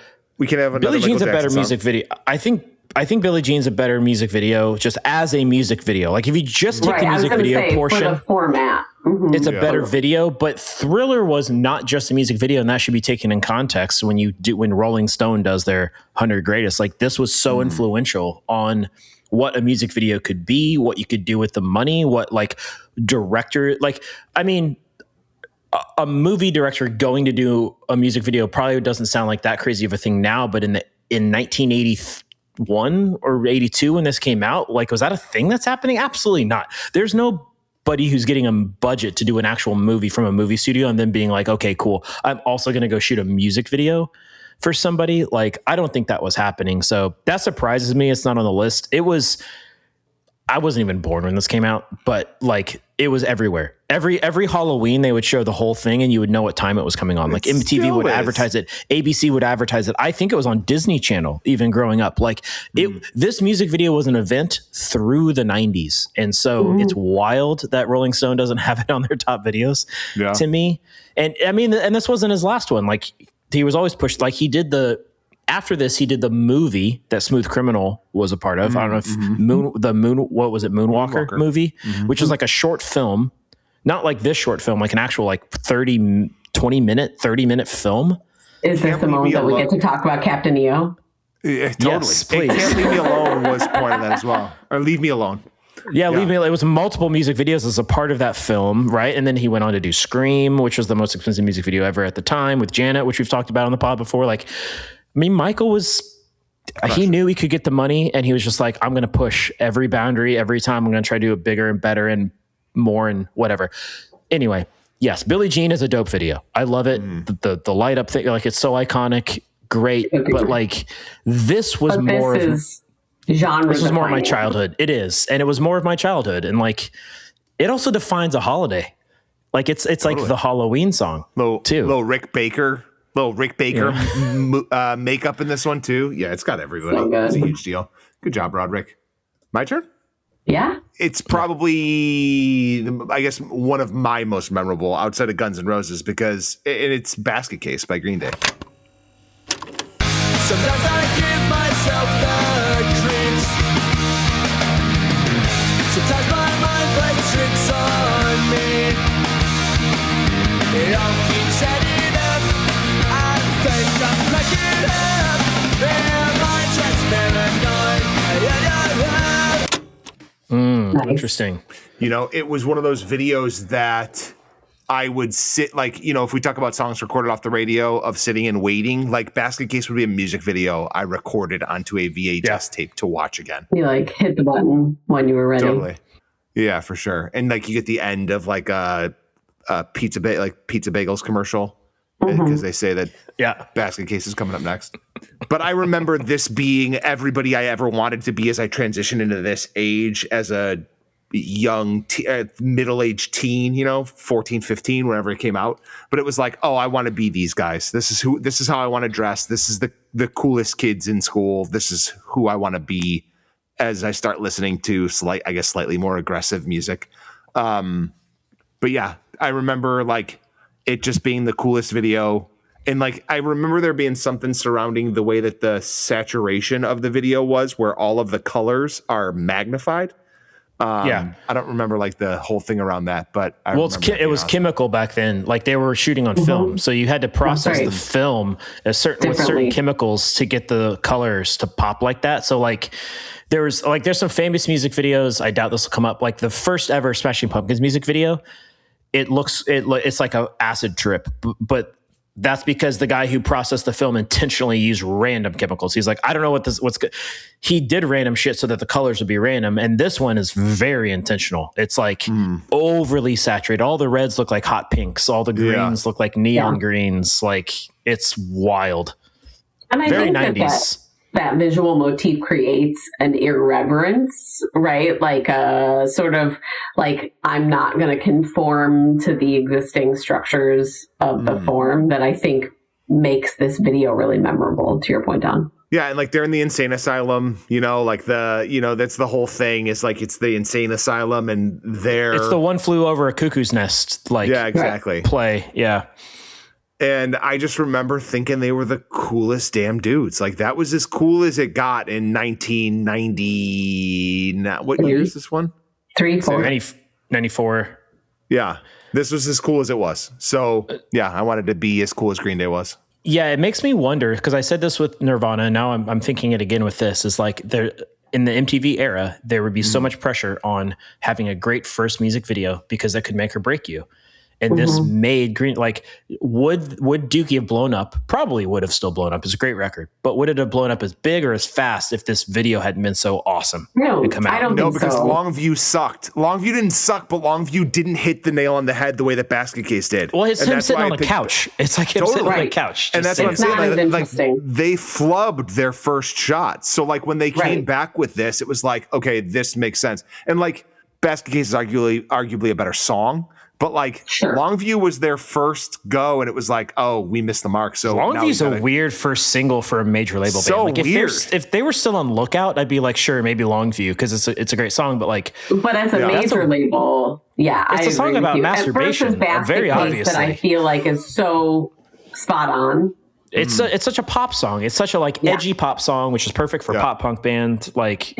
It's a memorable video for me, Don. Like we're obviously of a similar ilk there, like getting into punk and pop punk around the same time. And like I remember Green Day and then No Doubt and then The Offspring, like all roughly around the same time, all having great music videos that amplified my impression of them. Well, I saw you shake your head. Great to me at the time as a kid. No. I was thinking because like I'm trying to think about the memorable No Doubt videos and like Just a Girl was fine, but then I don't remember the Spiderwebs video. They're at like it's very cultural appropriation because she's a specialist at that, but they're at like an Indian wedding. See, I don't remember Spiderwebs as much as I remember Don't Speak and Just a Girl. Right? Everywhere. Yeah, there's phone cords everywhere that make like a spider web, and then they're playing on the stage. Yeah, it's I could even be getting two of them mixed up. But Don't Speak was the big breakout music video for them anyway. Like the magazine shoots. Yeah, I remember Don't Speak for sure. I remember Don't Speak, and I remember Just a Girl. I don't remember Spiderwebs as much. Spiderwebs is the best of the three songs. Sunday Morning is the best off of the album. But Sunday Morning has a great music video too. Sunday Morning has a great video. Band Spaghetti Dinner, right? Yeah. See, I just stuck in my brain. God, music videos are awesome. God. We can do 20 parts of this theme alone. We could. All right, so this is actually a really good transition to my next one, if you guys are ready. A lot of fisheye and spiderwebs. A lot of fisheye. So let's not talk about spiderwebs. Let's talk about another No Doubt song. I'm not going to choose No Doubt song, but I am going to talk about Sophie Mueller. So Sophie Mueller is one of the most prolific music video directors of the 90s and 2000s. I looked this up. I think she's 65 now. No, younger than that. 63 now. And if you look at her Wikipedia page, you'll be like, oh my God, I can now tell all the videos that are Sophie Mueller videos. Because she has a very particular aesthetic. She did direct No Doubt Don't Speak. My God, she has so many music videos. Correct. This is insane. So I'm going to choose. So my choice is Rufus Wainwright's first single called April Fools.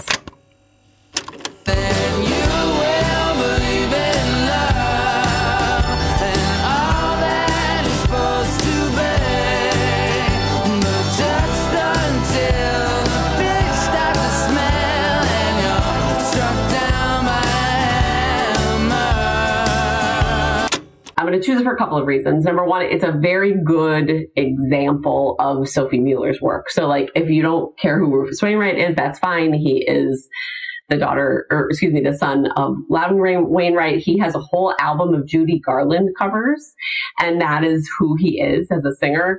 But at this time, he was kind of trying to break into a poppier sort of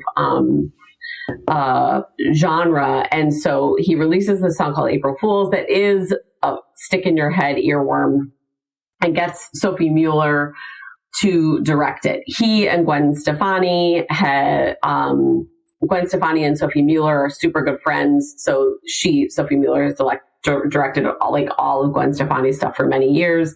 But just to give you an idea, like, one of the other music videos that she's directed is Annie Lennox's video Why, which is off of was Annie Lennox's solo album. I can't remember the name, but it's a kind of long shot of her face the whole video, and is a really beautiful, really powerful image.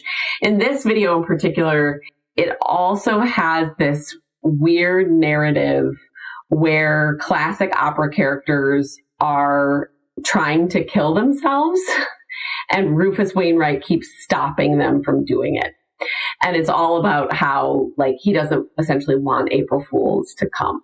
And worth a shot, worth a watch. The other fun thing about this is that Gwen Stefani does have a cameo in this video, as well as Melissa Oftermauer, who it was the bassist for Hole. And I just saw her in the video. I'm watching it right now, and I just saw her. Yeah, exactly. It's really, she just put out a memoir, by the way.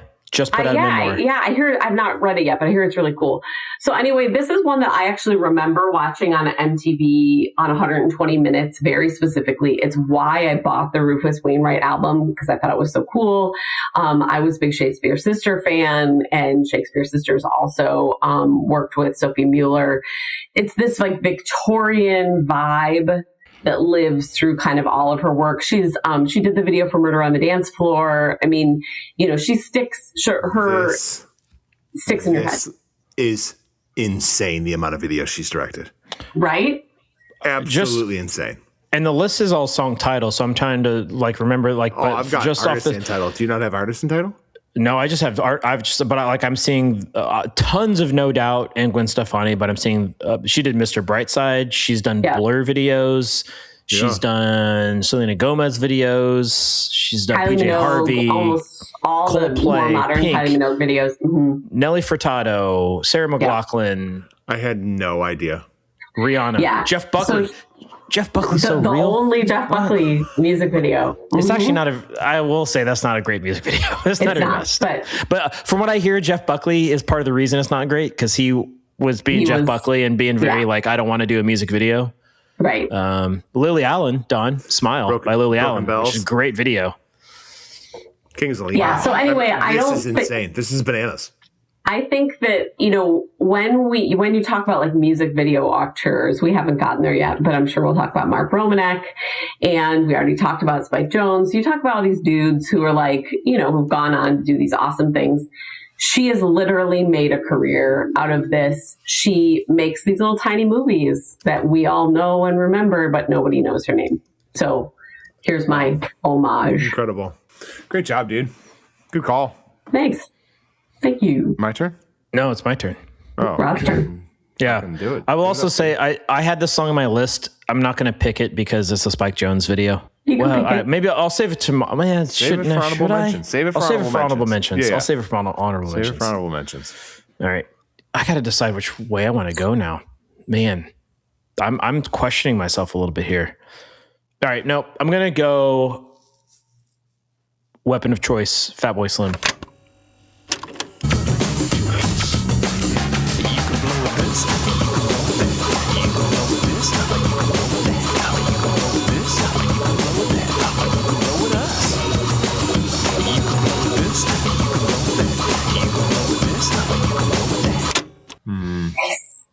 think everybody knows the video. The video is more famous than the song. That's an interesting one, an interesting angle here, right? Like, I mean, I know the song. I was a big Fatboy Slim fan, but if I describe the video to somebody, they'd be like, "Oh yeah, I've seen that video." And if I was like, sing the song, most people probably couldn't.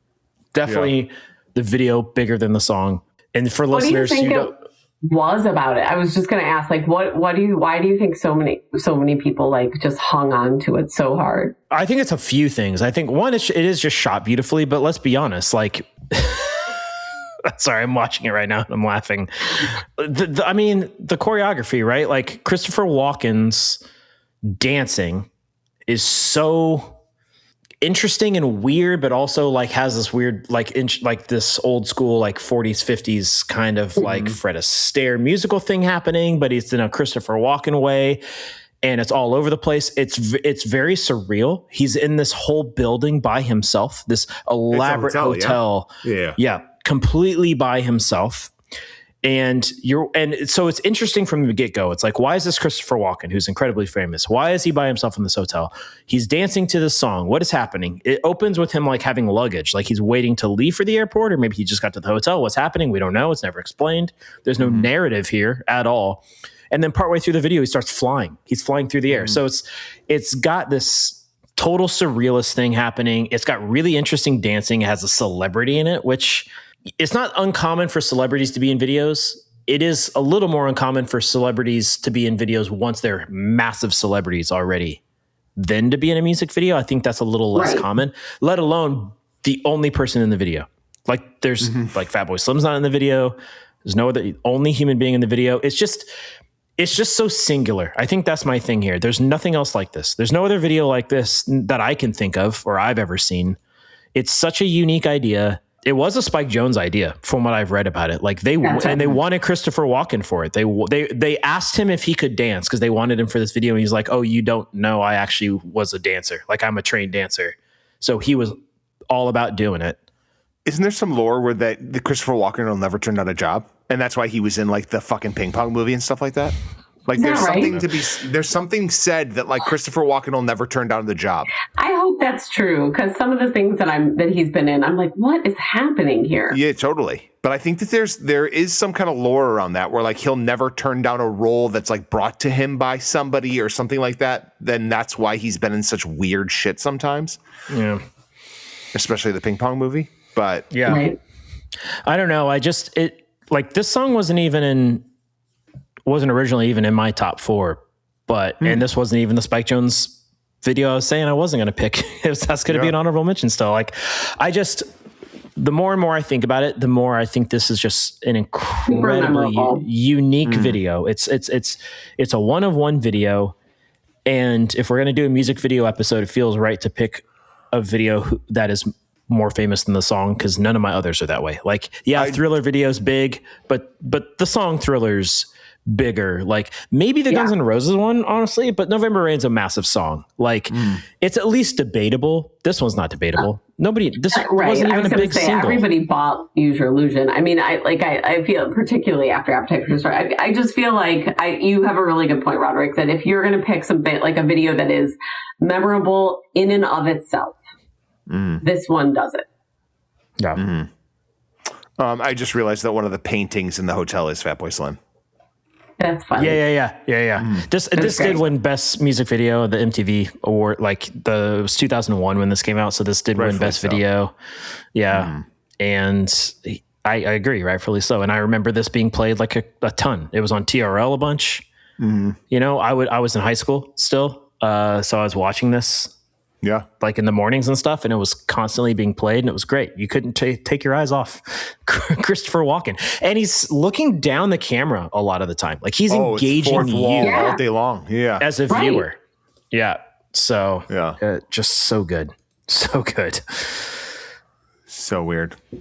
All right, last pick. Oh, wait a minute. Let me check something really quick. Let's do the research while we're sitting on the podcast instead of having it all done. You know what people love listening to? Research. I guess I have a bunch of, I kind of came out of the gate swinging with November Rain, and I should have saved it, but I feel like if I did, I would have lost it.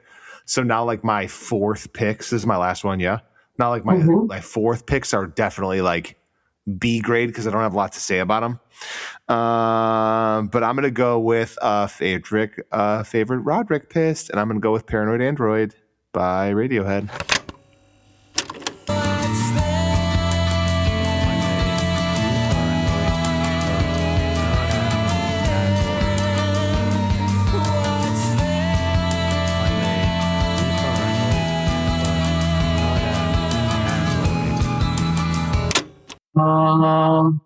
It's on my list. No shit, dude. Mm-hmm. Hold on. Let me get this straight. In the last 3 episodes, you've picked a Beck song, and a Radiohead song now. Yeah. Am I rubbing off on you? I was going to say. No. Donnie is going to come over to the Kristen and Roderick camp here in a minute. There you The go. reason I picked this is because to me, it's one of the most memorable music videos that I've ever seen. Like, again, it's like I remember them buying not a video I've watched in a long time. I remember them going to a store to buy a fish. Did they buy a fish in the video? Like the cartoons bought a fish? Yes. And it's just like there's like the dialogue of the conversations that they're having in addition to like the video taking place.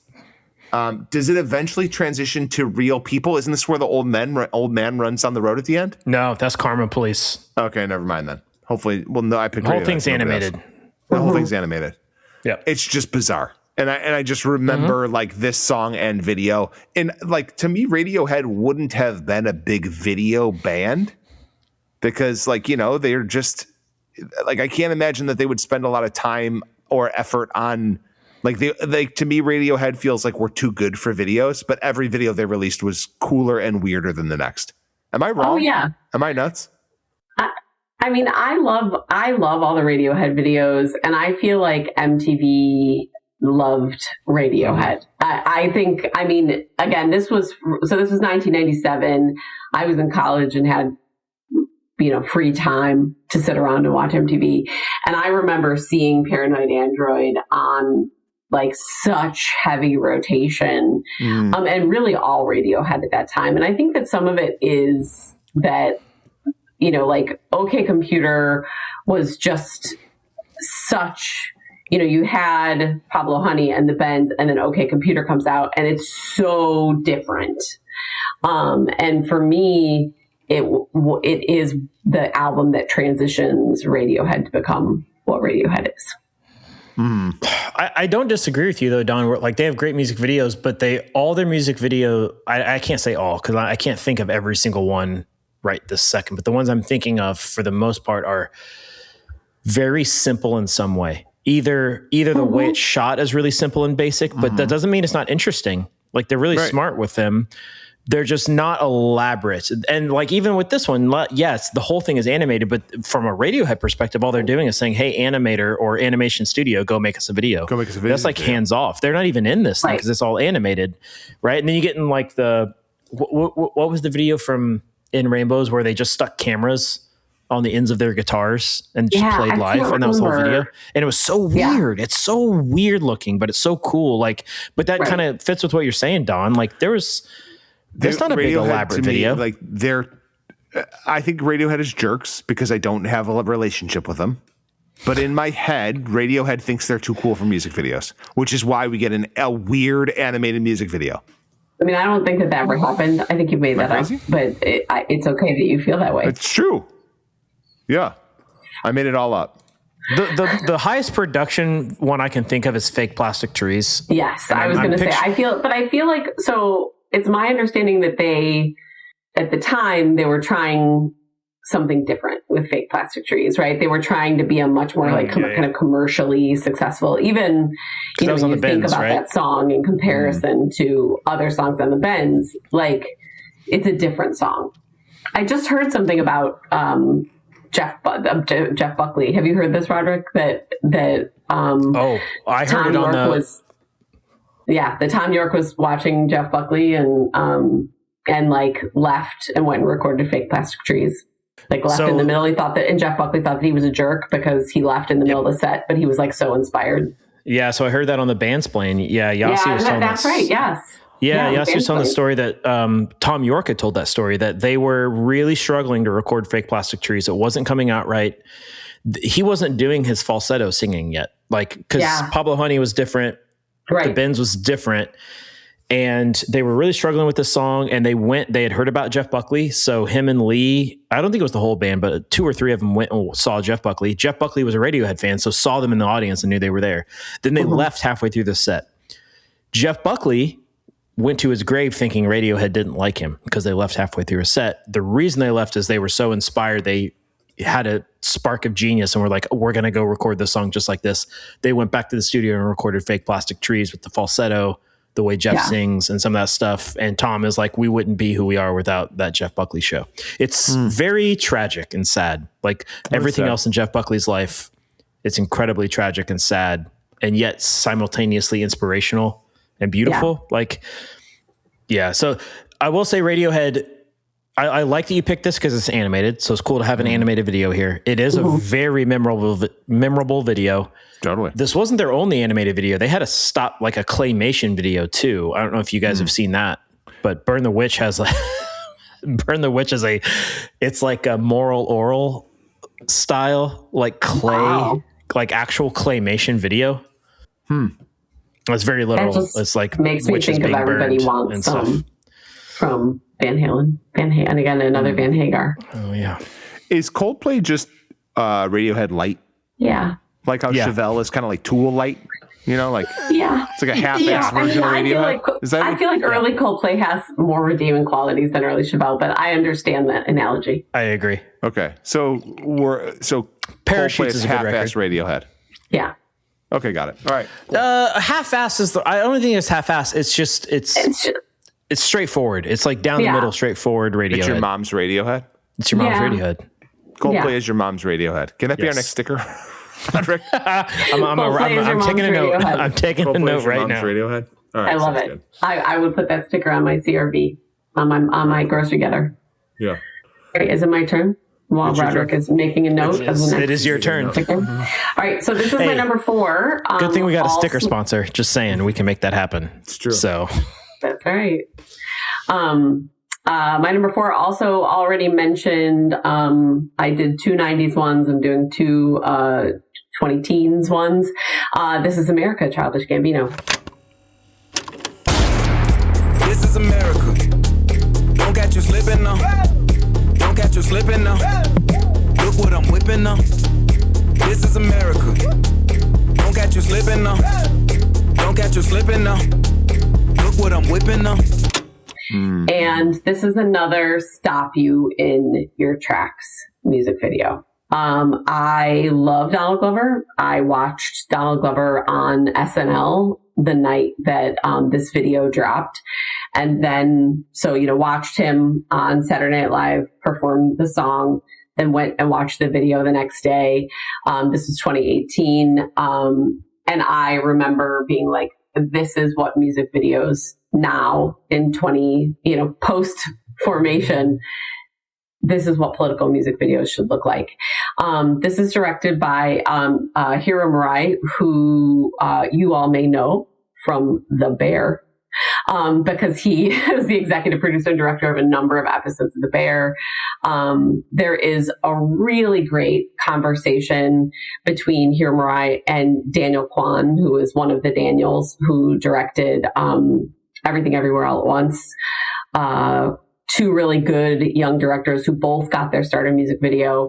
Hiro Murai also wrote and directed a lot of the Atlanta series, which is kind of one of my favorite television shows of the past few years. And in this video in particular, if you don't know This Is America, the song kind of goes back and forth between this like really kind of frenetic African drumming and this kind of more melodic, kind of happier part of the song. And the music video matches that. The larger narrative of the music video is really a comment on what it's like to be a Black person in America, particularly within the context of Black Lives Matter. And I got another journalist, Will Gompertz, who's from the BBC, this quote from him that I think illustrates why this video is so important. This is America was a powerful and poignant allegorical portrait of 21st century America, which warrants a place among canonical depictions of the United States, from Grant Wood's American Gothic to Edward Hopper's Nighthawks, from Emmanuel Lewis's Washington Crossing the Delaware to America the Beautiful by Norman Lewis. And I think that that's true. I think that in 100 years, when people think about what culture looked like right now, this is going to be an example of what culture looked like, because I think he really pushes the envelope. Billboard ranked it among the greatest music videos of the 21st century. Rolling Stone loved it. It won a Grammy. Number 4 in the Rolling Stone Top 100 from 2021. In the most recent one. Yeah. I haven't looked at the most recent one, but I really like the choreography in this is really amazing. Donald Glover is just he's so smart. Like, he's just such a cool presence that you move with him between these moments of happiness and these moments of just incredible overwhelm. It's really cool. If you've not watched it, you should. This is America. When this first came out, I remember like being like, oh, you heard of there's a lot of symbolism in this video. And you don't realize the amount of symbolism in this video. Yes. To the pants that he's wearing. To every single moment in this video. Every move he makes. Something. And I think that just goes to what you're saying, Crafts, where, I mean, he's just super fucking smart. He's just super fucking smart. 100%. And I think so I was watching this video with the conversation between Hero and Daniel Kwan. And one of the things that Daniel Kwan asks Hero is what did you learn about making movies and making television by directing music videos? And he said, I learned how to get to my point quickly. Right? Because in a music video, you have 3 or 4 minutes to tell a story, right?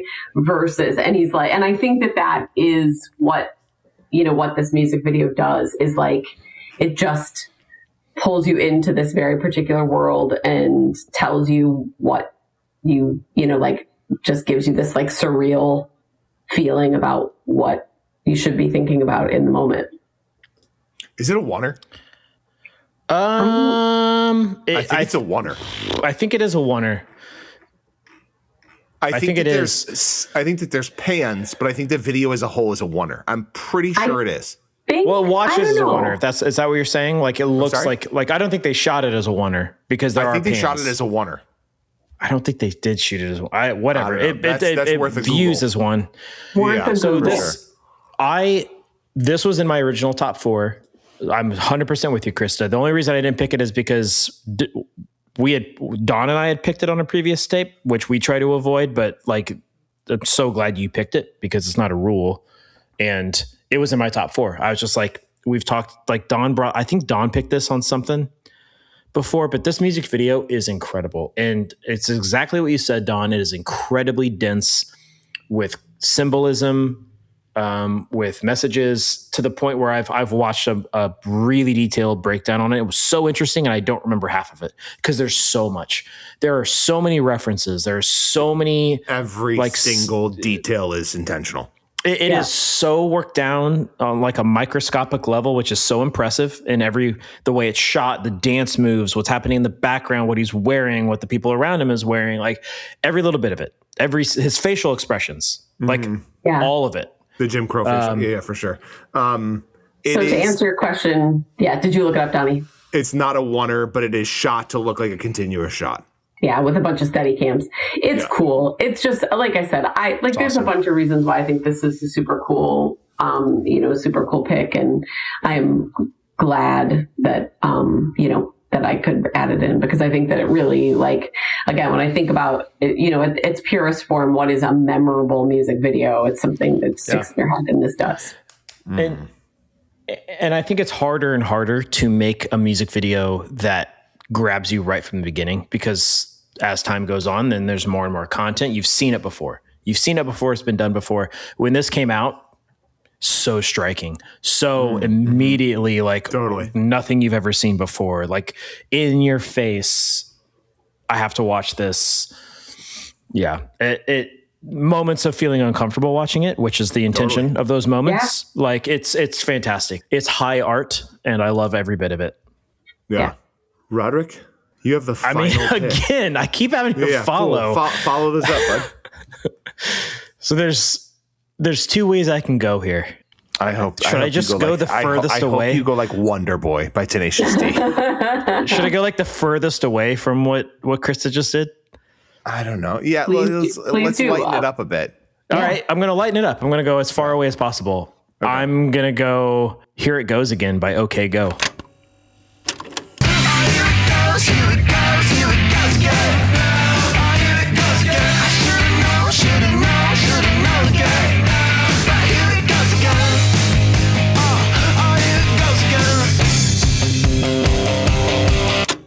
Oh, nice. Perfect. Okay, Here It Goes Again was on my list, so I'm glad you chose it. I'm not even a big OK Go fan. The song's great. It's a great power pop song, but what a hell of a music video. It's just pure fun. It's pure joy. It is goofiness. It is you and your friends in your basement when you're 18 years old with nothing to do, but you got a treadmill and a camcorder. Let's do some, like, it is just fun and dumb. And I mean that as a compliment. They made a whole career off of that style of music video. Every one of their videos is like that. They made a whole career of silly music videos. But this was the first one, right? This was the one that launched that thing. It did. It also won. It won a Grammy. Mm-hmm. This music video won the best music video Grammy. That's right. Zero budget, basically. Like literally a camcorder and them just choreographing things with some treadmills. Like again. It's one of those things where when you see it, it's so different from everything else that it's incredibly memorable. And at a time where everything was high budget, they went completely the other direction. And what year was this, Roderick? I pulled it up here. Sorry, I didn't mean to catch off guard. No, you're fine. I should know. Years ago, so it looks like the video. It was 2009. February 2009 is when it came out. So I have a story about OK Go. In 2001, when the NPR show This American Life was kind of just getting off the ground, they did a very small tour of live shows. And they did one in Chicago. And so I went, and OK Go was the band that played the musical interludes of their live show. And in 2001, kind of nobody knew who OK Go was, but one of the things that I remember about them is that they had an aesthetic that was very like irreverent and funny. One of the guitar players had just cut his hair into a headset, which was something I had never seen before. With like one half of a beard. But I just think that they're so irreverent and funny, and I felt like their vibe fit so well with the This American Life vibe. I was like, who is this OK Go band and what are they all about? So when when Here It Goes Again came out, I was like, oh, of course they did this. Because it's just totally fits with who they are, which I feel like is cool about this, right? Like they didn't just make this music video to be a shtick. They are kind of shticky. And I like it. It works for them. It's like you say, you can tell by the way they dress and the way they carry themselves. And it's totally fine. Like I'm a big fan of a band who can be unserious, like seriously unserious. Like they're not like a pastiche or something. I'm sure they're serious about what they do. Yeah. But they also want to have fun. Like you can be unserious while you're being serious about your music. And this video, and I mean, there's other bands that do that. Like we had pop punk on here already, but like Blink-182 is famous for, like, those dudes give a shit about what they're doing. Sure. But they're very unserious. It's all fart jokes and poop and whatever and running around the streets naked, which made for iconic music videos because they're irreverent and fun, right? And when you are serious about being unserious, it doesn't come off as a gimmick because that's who you are. So like same thing here. It's like, this isn't a gimmick. Like these guys probably had a fucking blast Like, I'm sure it was hard to get the choreography right on the treadmill. That's not easy. Oh, dude. But I bet they had a fucking blast doing this, you know? And that's awesome. Have you watched any of them post that one? Like any of the, like, okay, now we have money. So now our videos are getting gnarlier. Have you watched like the video for Needing and Getting? The one with the dogs. I've seen some of them. I don't know the one with the dogs. I don't either. I can't remember the name of the song. This is the problem, right? When you turn into this band, it's like, oh, the OK Go video with the dogs. I can't tell you the name of the song. But they trained all these dogs to like do a Rube Goldberg style machine. Oh, damn. It's funny. Okay. There's one called Needing and Getting, and I think it was sponsored by Chevrolet, where everything is made as they drive the car, and the stuff hanging off the car hits shit, and it plays the entire song. Like as they drive past pianos, cool. Sticks hit the pianos, and it's the notes that they need. It's bananas. Like whoever is helping them make this happen is incredible. They have the zero gravity one too. Yep. The one with the plane. I've seen that one. Too. Yep. Yeah. Yeah. But way to make a whole career off of silly videos. Yeah. Right. Great job, Rod. Hey, Rod, you steered the boat the right direction, buddy. Well, it wasn't even in my top like 8. Like it was in my big list, but I was like, you know what? The way this has gone, I'm glad we had the important shit. Like I really like that. Totally.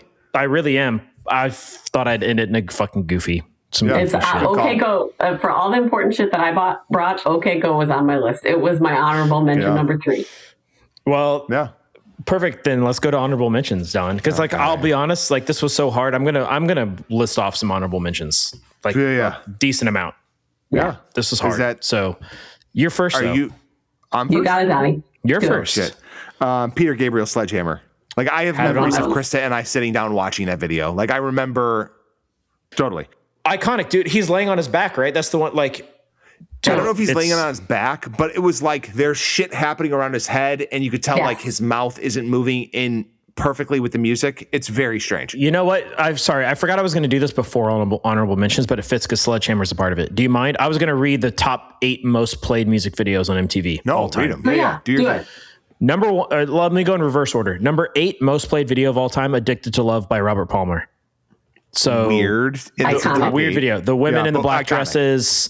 Yep. Number 7, you referenced it earlier. We never said the name, Krista, but Sabotage by the Beastie Boys. Yeah. That was Spike Jones video. Yep. So mine too. Sweet Child of Mine, Guns N' Roses. Number 6. Oh, I'm surprised it's that one. Most played. Number 5, Walk This. Such a cool one. Yep. Walk This Way, Aerosmith and Run DMC. Number 5. Okay. Yeah. Sledgehammer by Peter Gabriel. Number 4. And even the clip that's showing me right now is so fucking cool. It is such a cool music video. Is it him laying down with the roller coaster track? Part of it is the train track going around his head. Yeah. And the train's going, and it's like stop motion, but he's stop motion too. Oh, so cool. Yeah. Number 3, Smells Like Teen Spirit. Okay. Number 2, which was an honorable mention of mine. Maybe you guys too. Vogue by Madonna. Didn't make my list. Me neither. Oh, it was on my list. Yeah. And number 1 is Thriller. Michael Jackson, Thriller. Number 1. Oh, good. Most played. Nice. So that's not best. That's just most played. Yeah, for sure. Makes sense. Yep. Yeah. All right. So sorry, I think I have good honorable mentions, Donnie. I'm ready to hear yours. Okay, so Peter Gabriel. And I'm taking mine away if you're saying them.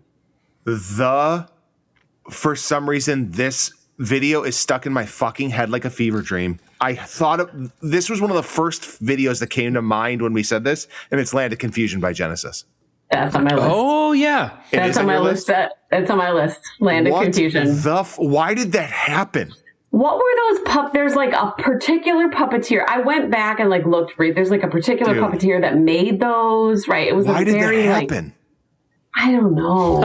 Why did that happen? Why did that happen? Tool, Sober. Nice. Well, yeah, that's the stop motion one. Yeah, where he's got his hand over the pipe. Yeah, yeah, that's a good one. Pipe. I studied that in art school. Like we studied that video. Yeah. Mm-hmm. Yeah, it was. Great. I mean, it's Aha, Take on Me. That's on my list. Yep, had it too. Yep.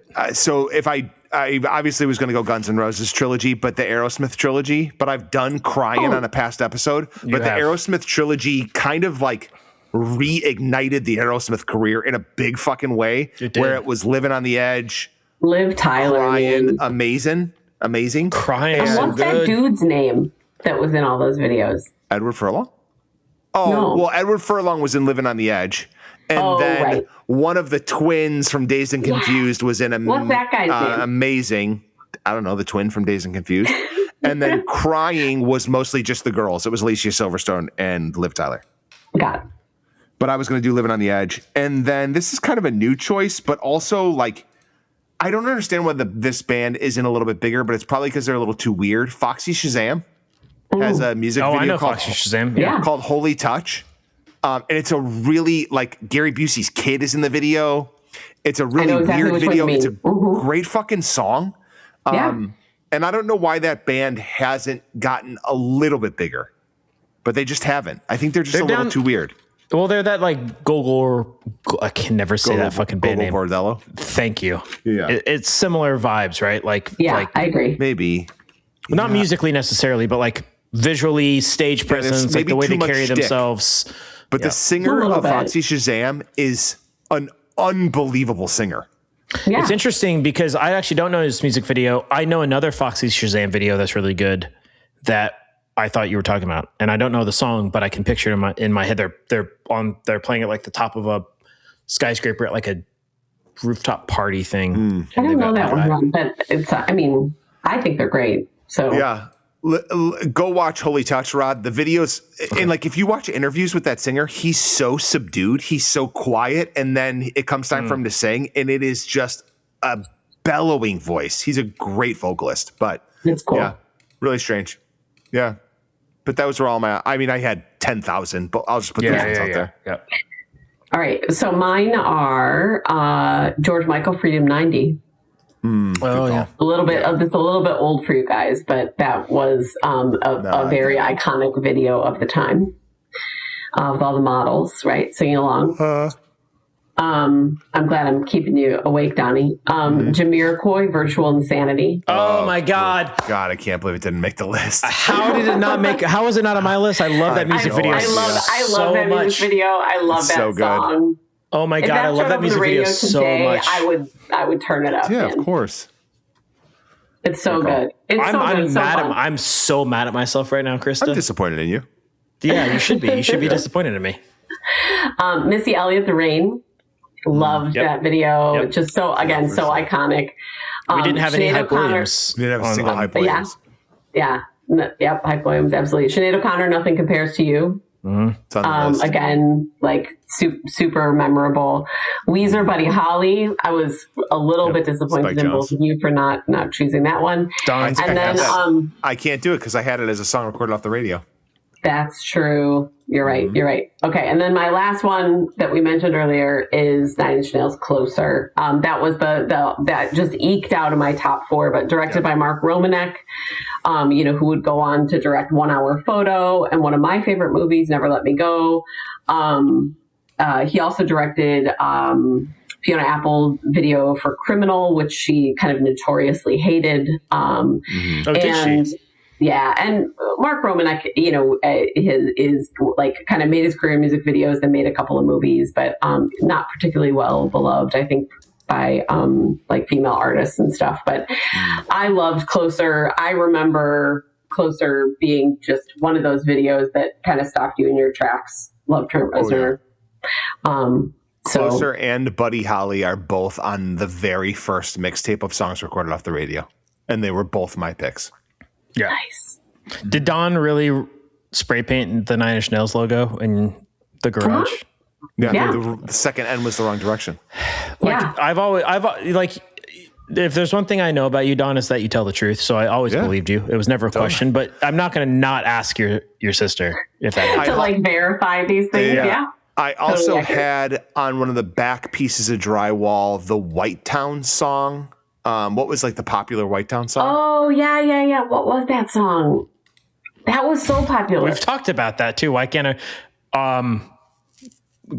My something girl, right? Yeah. Something about a girl. I had that written down on the wall. Your Woman. Your is the Woman. name of the song. Your Woman. Yeah. I had that written on the back wall because it played on the radio, and I wanted to remember to hear that song for the next time I wanted to record that off the radio. That's so funny. Yeah. Yeah, I will say, like, one of the things, my mom was awfully nice about letting us sort of adorn our spaces in the way that we chose. She understood that everything was pretty temporary and that we could do whatever we wanted. You could always paint over it, right? That makes sense. That's exactly right. All right. What do you got, Rod? So my honorable, I did have Vogue by Madonna. It didn't get picked because it wasn't as iconic for me, although I do remember it, and it's a really cool music video. The one that was going to be my fourth pick, but I switched to OK Go, was Around the World by Daft Punk, which is a Michelle Gondry music video. Yeah, so good. Eternal Sunshine, everything, and like it's so good. All the characters representing the different instruments and the songs and stuff, and it's just literally around. It's for people walking in a circle. Great music video. The Verve, Bittersweet Symphony, which is another street walking one, but he's knocking people over and shit. So good. It's on every list. So close to picking this one too. But again, Spike Jonze, another Spike Jonze video, but Drop by Farside. Do you guys know that video? I don't know that video. They shot the entire video in reverse, and then it's played forward. So they had to learn a rap song, their own song, in reverse backwards. to lip sync the entire song backwards. It's such a fucking cool video, though. 1995. The song's Drop. I'll look it by up. Farside. Check that one out. It's such an incredible music video. That's cool. I had Missy Elliott song too, but I had Work It. It's just all the Hype Williams, like surrealist stuff that he did with Missy Elliott, where it's like a mixture of like b-boy culture and hip hop culture, but also like surrealism and just weirdness. It's so cool. I also had Sabotage. And then Losing My Religion, REM. That video creeped me the fuck out when I was a kid, but it's burned into my memory so hard. Krista is a P1 REM fan. Great band. She has great band. I have like a whole wall dedicated to REM in my house. Great music videos too. Great music videos. Absolutely. Yeah, I really, so Losing My Religion was on my list. It felt like a derivative pick for me because I love them so much. And like, I could go on and on for days about it, but I'm glad to hear, Roderick, that it kind of creeped you out a little bit. Cause I think that's sort of what it was intended to do. The three videos that creeped me out as a kid, and they were all more played on VH1 when I was a kid than MTV, but that's an age thing, I think. But it was Losing My Religion by REM, which I liked the song. I've always liked the song, but the video creeped me out. Lightning Crashes by Life was a creepy ass video. Creepy ass song. And a creepy ass song by Crash Test Dummies. Great song. That Crash Test Dummies video is totally messed up. It really is. The only other one I had as a kind of it was a late last minute edition right before we recorded, but Yeah Yeah's Maps. Oh, that's a great song. Video. Great song. That's a great song. Yeah. So those are my honorable mentions. Man, y'all, we have good memories. We do. Yep. Here's the list. So Guns N' Roses, November Rain. Bjork, It's Oh So Quiet. Nirvana, Smells Like Teen Spirit. Van Halen, Right Now. Beyonce, Formation. Michael Jackson, Thriller. Green Day, Basket Case. Rufus Wainwright, April Fools. Fatboy Slim, Weapon of Choice. Radiohead, Paranoid Android. Childish Gambino, This Is America. And OK Go, Here It Goes Again. So this will be a fun one to sequence. Fun. I agree. Can I plug that if you're a Patreon member, you get to watch the music videos along with watching the podcast on Patreon? Yeah. And I'm just going to, for this episode specifically, I'm going to stick the entire music video in. I'm not going to cut it at all because it's Patreon. Yeah. It's Patreon. So if you want to see the full unedited videos and podcasts that I make, you should. It's less than your coffee. That's right, Krista. I've got the beanies done for when people cross the beanie threshold. I've already crocheted. What's the time frame for beanies? 100 when you hit your $100 mark. Nice. Okay. Yep. Carlina will be the first one to hit it. She was our first Patreon member. Yep. Beanie. Carlina, your beanie's ready. Your beanie's ready to go. Mm-hmm. Hand crocheted with love. I might go as far as to crochet a little heart and throw it in with the beanie. Aw, ribbon stitches. Mm-hmm. I love the term rip and stitches. That should be a shirt. We got a sticker and I got a new shirt. Is how to make a mixtape, rip and stitches. Rip and stitches. I think that there was the snitches get stitches was a crochet shirt and had a ball of yarn and like crossed. Sense. Yeah. But there's a bunch of shit out there. Yeah.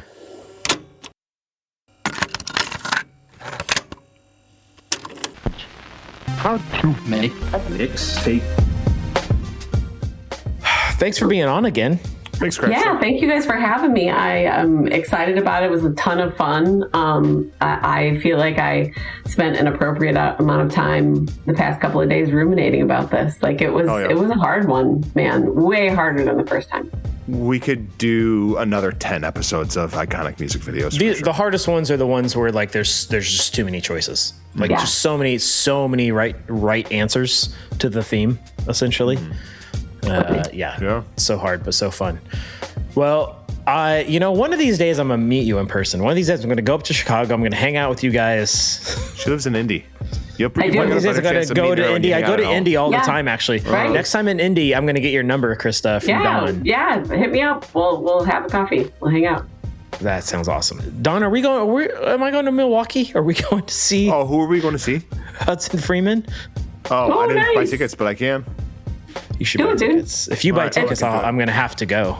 Okay, I will tell y'all, if you guys get a chance to stay in the brewery hotel. Oh. It's super neat. It's the old Pabst brewery.